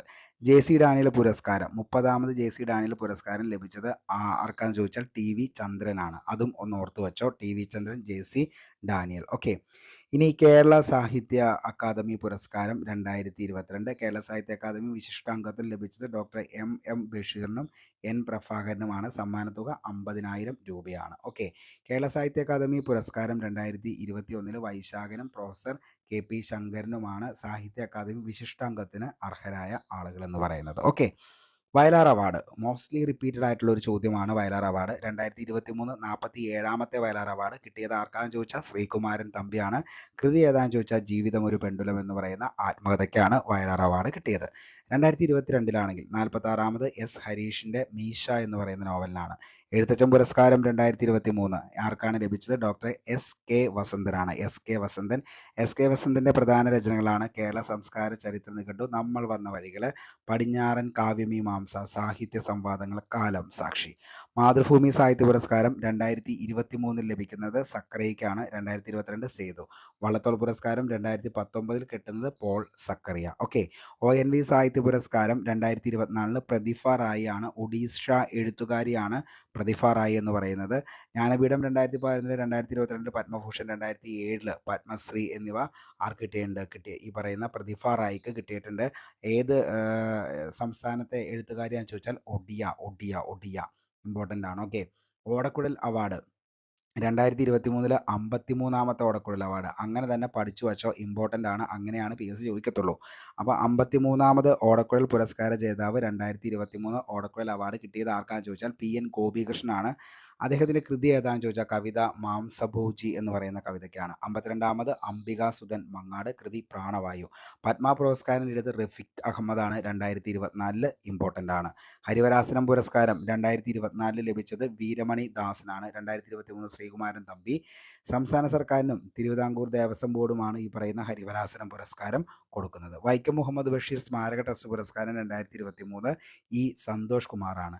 2024 ജ്ഞാനപ്പാല പുരസ്കാരം കിട്ടിയത് ആർക്കാന്ന് ചോദിച്ചാൽ രാധാകൃഷ്ണൻ കാക്കശ്ശേരിയാണ്. 2024 കടമ്മിനിട്ട രാമകൃഷ്ണൻ പുരസ്കാരം ലഭിച്ചത് റഫീഖ് അഹമ്മദിനാണ്. Okay, 2024 Mathrubhumi book of the year award കിട്ടിയത് ദേവിക റിഗി. അത് ക്വാർട്ടർ ലൈഫ് എന്ന് പറയുന്ന നോവലിനാണ് കിട്ടിയത്. 2023 മാതൃഭൂമി ബുക്കർ പെഗ്ഗി മോഹനാണ്. ഓക്കെ, അതേപോലെ തന്നെ മലയാറ്റൂർ സ്മാരക അവാർഡ് മലയാറ്റൂർ അവാർഡ് കിട്ടിയത് സ്മാരക ഫൗണ്ടേഷൻ MV ജനാർദ്ദനൻ. അത്രയ്ക്ക് ഇമ്പോർട്ടൻ്റ് ഒന്നുമല്ല. ഇനി പുസ്തകങ്ങളും രചയിതാവും എപ്പോഴും PSCക്ക് ഇമ്പോർട്ടൻ്റ് ആണ്. റാംകോ ആനന്ദി അഖിൽ P ധർമ്മജൻ്റെയാണ്. നമ്മുടെ ടെലഗ്രാമിലൊക്കെ ഇട്ടതാണ്. അതായത് പ്രണയവും അതേപോലെ തന്നെ അങ്ങനെ സൗഹൃദവും എല്ലാം ഇടകലർന്ന വളരെ ഗംഭീരമായിട്ട് ഒത്തിരി കോപ്പികൾ വിറ്റുപോയ ഒരു നോവലാണ് റാംകോ ആനന്ദി എന്ന് പറയുന്നത്. അഖിൽ പി ധർമ്മജൻ്റെയാണ് റാംകോ ആനന്ദി. ഇമ്പോർട്ടൻ്റ് ആണ് മക്കളെ, സെറ്റ് ചെയ്ത് വെച്ചോ. ഓക്കെ, ഇനി അടുത്തത് നമുക്ക് പഠിക്കാനുള്ളത് ആത്മകഥകളാണ്. ജീവിതം ഒരു പഞ്ചുലം, ശ്രീകുമാരൻ തമ്പി. അതേപോലെ തന്നെ ഉമ്മൻചാണ്ടിയുടെയാണ് കാലം സാക്ഷി. അതിൻ്റെ പേജും അതേപോലെ തന്നെ അതിൻ്റെ ബുക്കും നമ്മൾ എന്ത് ചെയ്തിട്ടുണ്ട്, ഇട്ടിട്ടുണ്ട്. ഒഴുക്കിനെതിരെ വെള്ളായണി അർജുനൻ്റെയാണ്. VKC മുഹമ്മദ് കോയയുടെയാണ് ഇനിയും നടക്കാം എന്നുള്ളത്. ഇനി ആത്മകഥ എന്ന് പറയുന്ന ആത്മകഥ എഴുതിയത് KM മാണിയുടെ ഉണ്ട്. അപ്പോൾ ഓപ്ഷനിൽ KM മാണി ഉണ്ടെങ്കിൽ എന്ത് ചെയ്തോ, സംഭവം സെറ്റാണ്, അടിപൊളിയാണ്, സംഭവം എന്ത് ചെയ്യുക, സെറ്റ് ചെയ്ത് വയ്ക്കുക. ഓക്കെ, ഇനി 2021 സാദി പുരസ്കാരം കിട്ടിയത് PR കുമാര കേരളവർമ്മയാണ്. പിന്നെ നമുക്ക് കേരള സംഗീത നാടക അക്കാദമി പുരസ്കാരങ്ങൾ കിട്ടിയേക്കണത് ഒന്ന് ജസ്റ്റ് ഒന്ന് നോക്കുക. കഥകളി പുരസ്കാരങ്ങൾ ഇമ്പോർട്ടൻ്റ് ആണ്. അപ്പോൾ അത്രയും കാര്യങ്ങൾ എന്ത് ചെയ്യുക, നിങ്ങൾ സെറ്റ് ചെയ്ത് വയ്ക്കുക. അപ്പോൾ ഇത്രയും കാര്യങ്ങൾ നമ്മൾ ഏറ്റവും ഇമ്പോർട്ടൻ്റ് ആയിട്ടുള്ള കാര്യങ്ങൾ നമ്മൾ പറഞ്ഞിട്ടുണ്ട്. ഇനി നമുക്ക് വിഴിഞ്ഞം ഇൻ്റർനാഷണൽ സീപോർട്ട് നമുക്കറിയാം. അതായത് ഔദ്യോഗിക നാമം വിഴിഞ്ഞം ഇൻ്റർനാഷണൽ സീപോർട്ട് തിരുവനന്തപുരം ഉദ്ഘാടനം ചെയ്ത് 2023 ഒക്ടോബർ 15 വിഴിഞ്ഞം തുറമുഖത്തിൻ്റെ മാനേജിംഗ് ഡയറക്ടർ ദിവ്യ S. അയ്യറാണ്. വിഴിഞ്ഞം തുറമുഖത്തിൻ്റെ കരാർ കമ്പനി അദാനി ഗ്രൂപ്പ് 60 വർഷമാണ്. വിഴിഞ്ഞം ഉൾപ്പെടുന്ന താലൂക്ക് നെയ്യാറ്റിൻകരയാണ്. വിഴിഞ്ഞം തുറമുഖത്തെത്തിയ ആദ്യ കപ്പലാണ് ഷെൻഹുവ 15. ആദ്യ കപ്പൽ ഷെൻഹുവ 15, രണ്ടാമത്തെ ഷെൻഹുവ 29. വിഴിഞ്ഞം തുറമുഖത്തെത്തിയ ആദ്യത്തെ കണ്ടെയ്നർ കപ്പലാണ് സാൻ ഫെർണാണ്ടോ. ഓക്കെ, അപ്പോൾ അതും എന്ത് ചെയ്യുക, ഓർത്തൊന്ന് വയ്ക്കുക. ഓക്കെ, അപ്പോൾ ഇത്രയും കാര്യങ്ങളാണ് നമ്മുടെ ഇന്നത്തെ കറണ്ട് അഫയേഴ്സിൻ്റെ ക്ലാസ് ഉൾക്കൊള്ളിക്കുന്നത്. ഇനിയും കുറേ കാര്യങ്ങൾ കൂടി പഠിക്കാനുണ്ട്. പക്ഷേ എന്താണ്, നിങ്ങൾക്ക് പഠിക്കാനുള്ള സമയം ഉണ്ടോ എന്നറിയാത്തത് കൊണ്ടാണ്. അപ്പോൾ വീഡിയോ നിങ്ങൾക്ക് ഇഷ്ടപ്പെടുകയാണെങ്കിൽ ഉറപ്പായിട്ടും ലൈക്ക് ചെയ്യുക. അതേപോലെ തന്നെ നിങ്ങളുടെ അഭിപ്രായം അതെന്ത് തന്നെയാണെങ്കിലും താഴെ കമൻറ്റ് ബോക്സിൽ ഒന്ന് രേഖപ്പെടുത്തുക. നമ്മുടെ ടെലഗ്രാം ചാനലിൽ എല്ലാവരും ഒന്ന് എന്ത് ചെയ്യുക, ഒന്ന് നമ്മുടെ ടെലഗ്രാം ചാനലിൽ ജോയിൻ ചെയ്യുക. അപ്പോൾ ഇതിൻ്റെ ഡീറ്റെയിൽ ആയിട്ടുള്ള ബാക്കിയുള്ള കാര്യങ്ങൾ അതിൻ്റെ അകത്ത് വരുന്നതായിരിക്കും. അപ്പോൾ നാളത്തെ എക്സാം എല്ലാവരും ഗംഭീരമായിട്ട് തന്നെ എഴുതാനായിട്ട് ശ്രമിക്കുക. എല്ലാവർക്കും ഓൾ ദ ബെസ്റ്റ് ഒരിക്കൽ കൂടി. ഇനി കറണ്ട് അഫയേഴ്സിൻ്റെ വീഡിയോ ഒന്നുകൂടി 1, 2, 3 തവണ നിങ്ങളിത് കേൾക്കാനായിട്ട് ശ്രമിക്കുക. ഓൾ പോയിൻറ്റ്സ് നമ്മൾ അതിൻ്റെ അകത്ത് ഡിസ്കസ് ചെയ്യുന്നുണ്ട്. ഇനി കുറച്ച് കാര്യങ്ങൾ കൂടി ഉള്ളൂ. അപ്പോൾ അത് തൽക്കാലത്തേക്ക് ബാക്കിയുള്ളതെല്ലാം നമ്മുടെ ഏതിൻ്റെ അകത്തിട്ടുണ്ട്, നമ്മുടെ ബാക്കിയുള്ള ക്ലാസ്സുകളിൽ നമ്മൾ സെറ്റ് ചെയ്തിട്ടുണ്ട് കറണ്ട് അഫയേഴ്സിൻ്റെ. അപ്പോൾ എല്ലാവർക്കും നല്ലത് മാത്രം വരട്ടെ. ഒരു ടെൻഷനും ഇല്ലാതെ സിമ്പിളായിട്ട് തന്നെ പോയിട്ട് എക്സാം എഴുതാൻ പറ്റുക. നിങ്ങൾക്ക് വേണ്ടിയിട്ടാണ് ഈ ഒരു എക്സാം, നിങ്ങൾക്ക് വേണ്ടി തന്നെയാണ് ഈ എക്സാം എന്നുള്ളത് നിങ്ങൾ എന്ത് ചെയ്യുക, മനസ്സിൽ ഊട്ടി ഉറപ്പിക്കുക. ഈ എക്സാമിൽ ആദ്യത്തെ 100 റാങ്കിൽ ഞാൻ വരും എന്നുള്ളത് നമ്മൾ തന്നെ എന്ത് ചെയ്യുക, നമ്മളെ തന്നെ പറഞ്ഞ് നമ്മളെ മനസ്സിനെ സെറ്റാക്കി വയ്ക്കുക. ഓക്കെ, അപ്പോൾ ഇത്രയും കാര്യങ്ങളൊക്കെയാണ് പറയാനുള്ളൂ. നന്നായിട്ട് എക്സാം എഴുതാൻ പറ്റട്ടെ എന്ന് ആത്മാർത്ഥമായി സർവേശ്വരനോട് പ്രാർത്ഥിച്ച് ഇന്നത്തെ ഈ വീഡിയോ ഇവിടെ വെച്ച് വൈൻഡപ്പ് ചെയ്യുന്നു. എല്ലാവർക്കും ശുഭരാത്രി, സുഖനിദ്ര, ഗുഡ് നൈറ്റ്. ഒത്തിരി സ്നേഹത്തോടെ അരുൺ കൊമ്പനാടൻ. Thank you.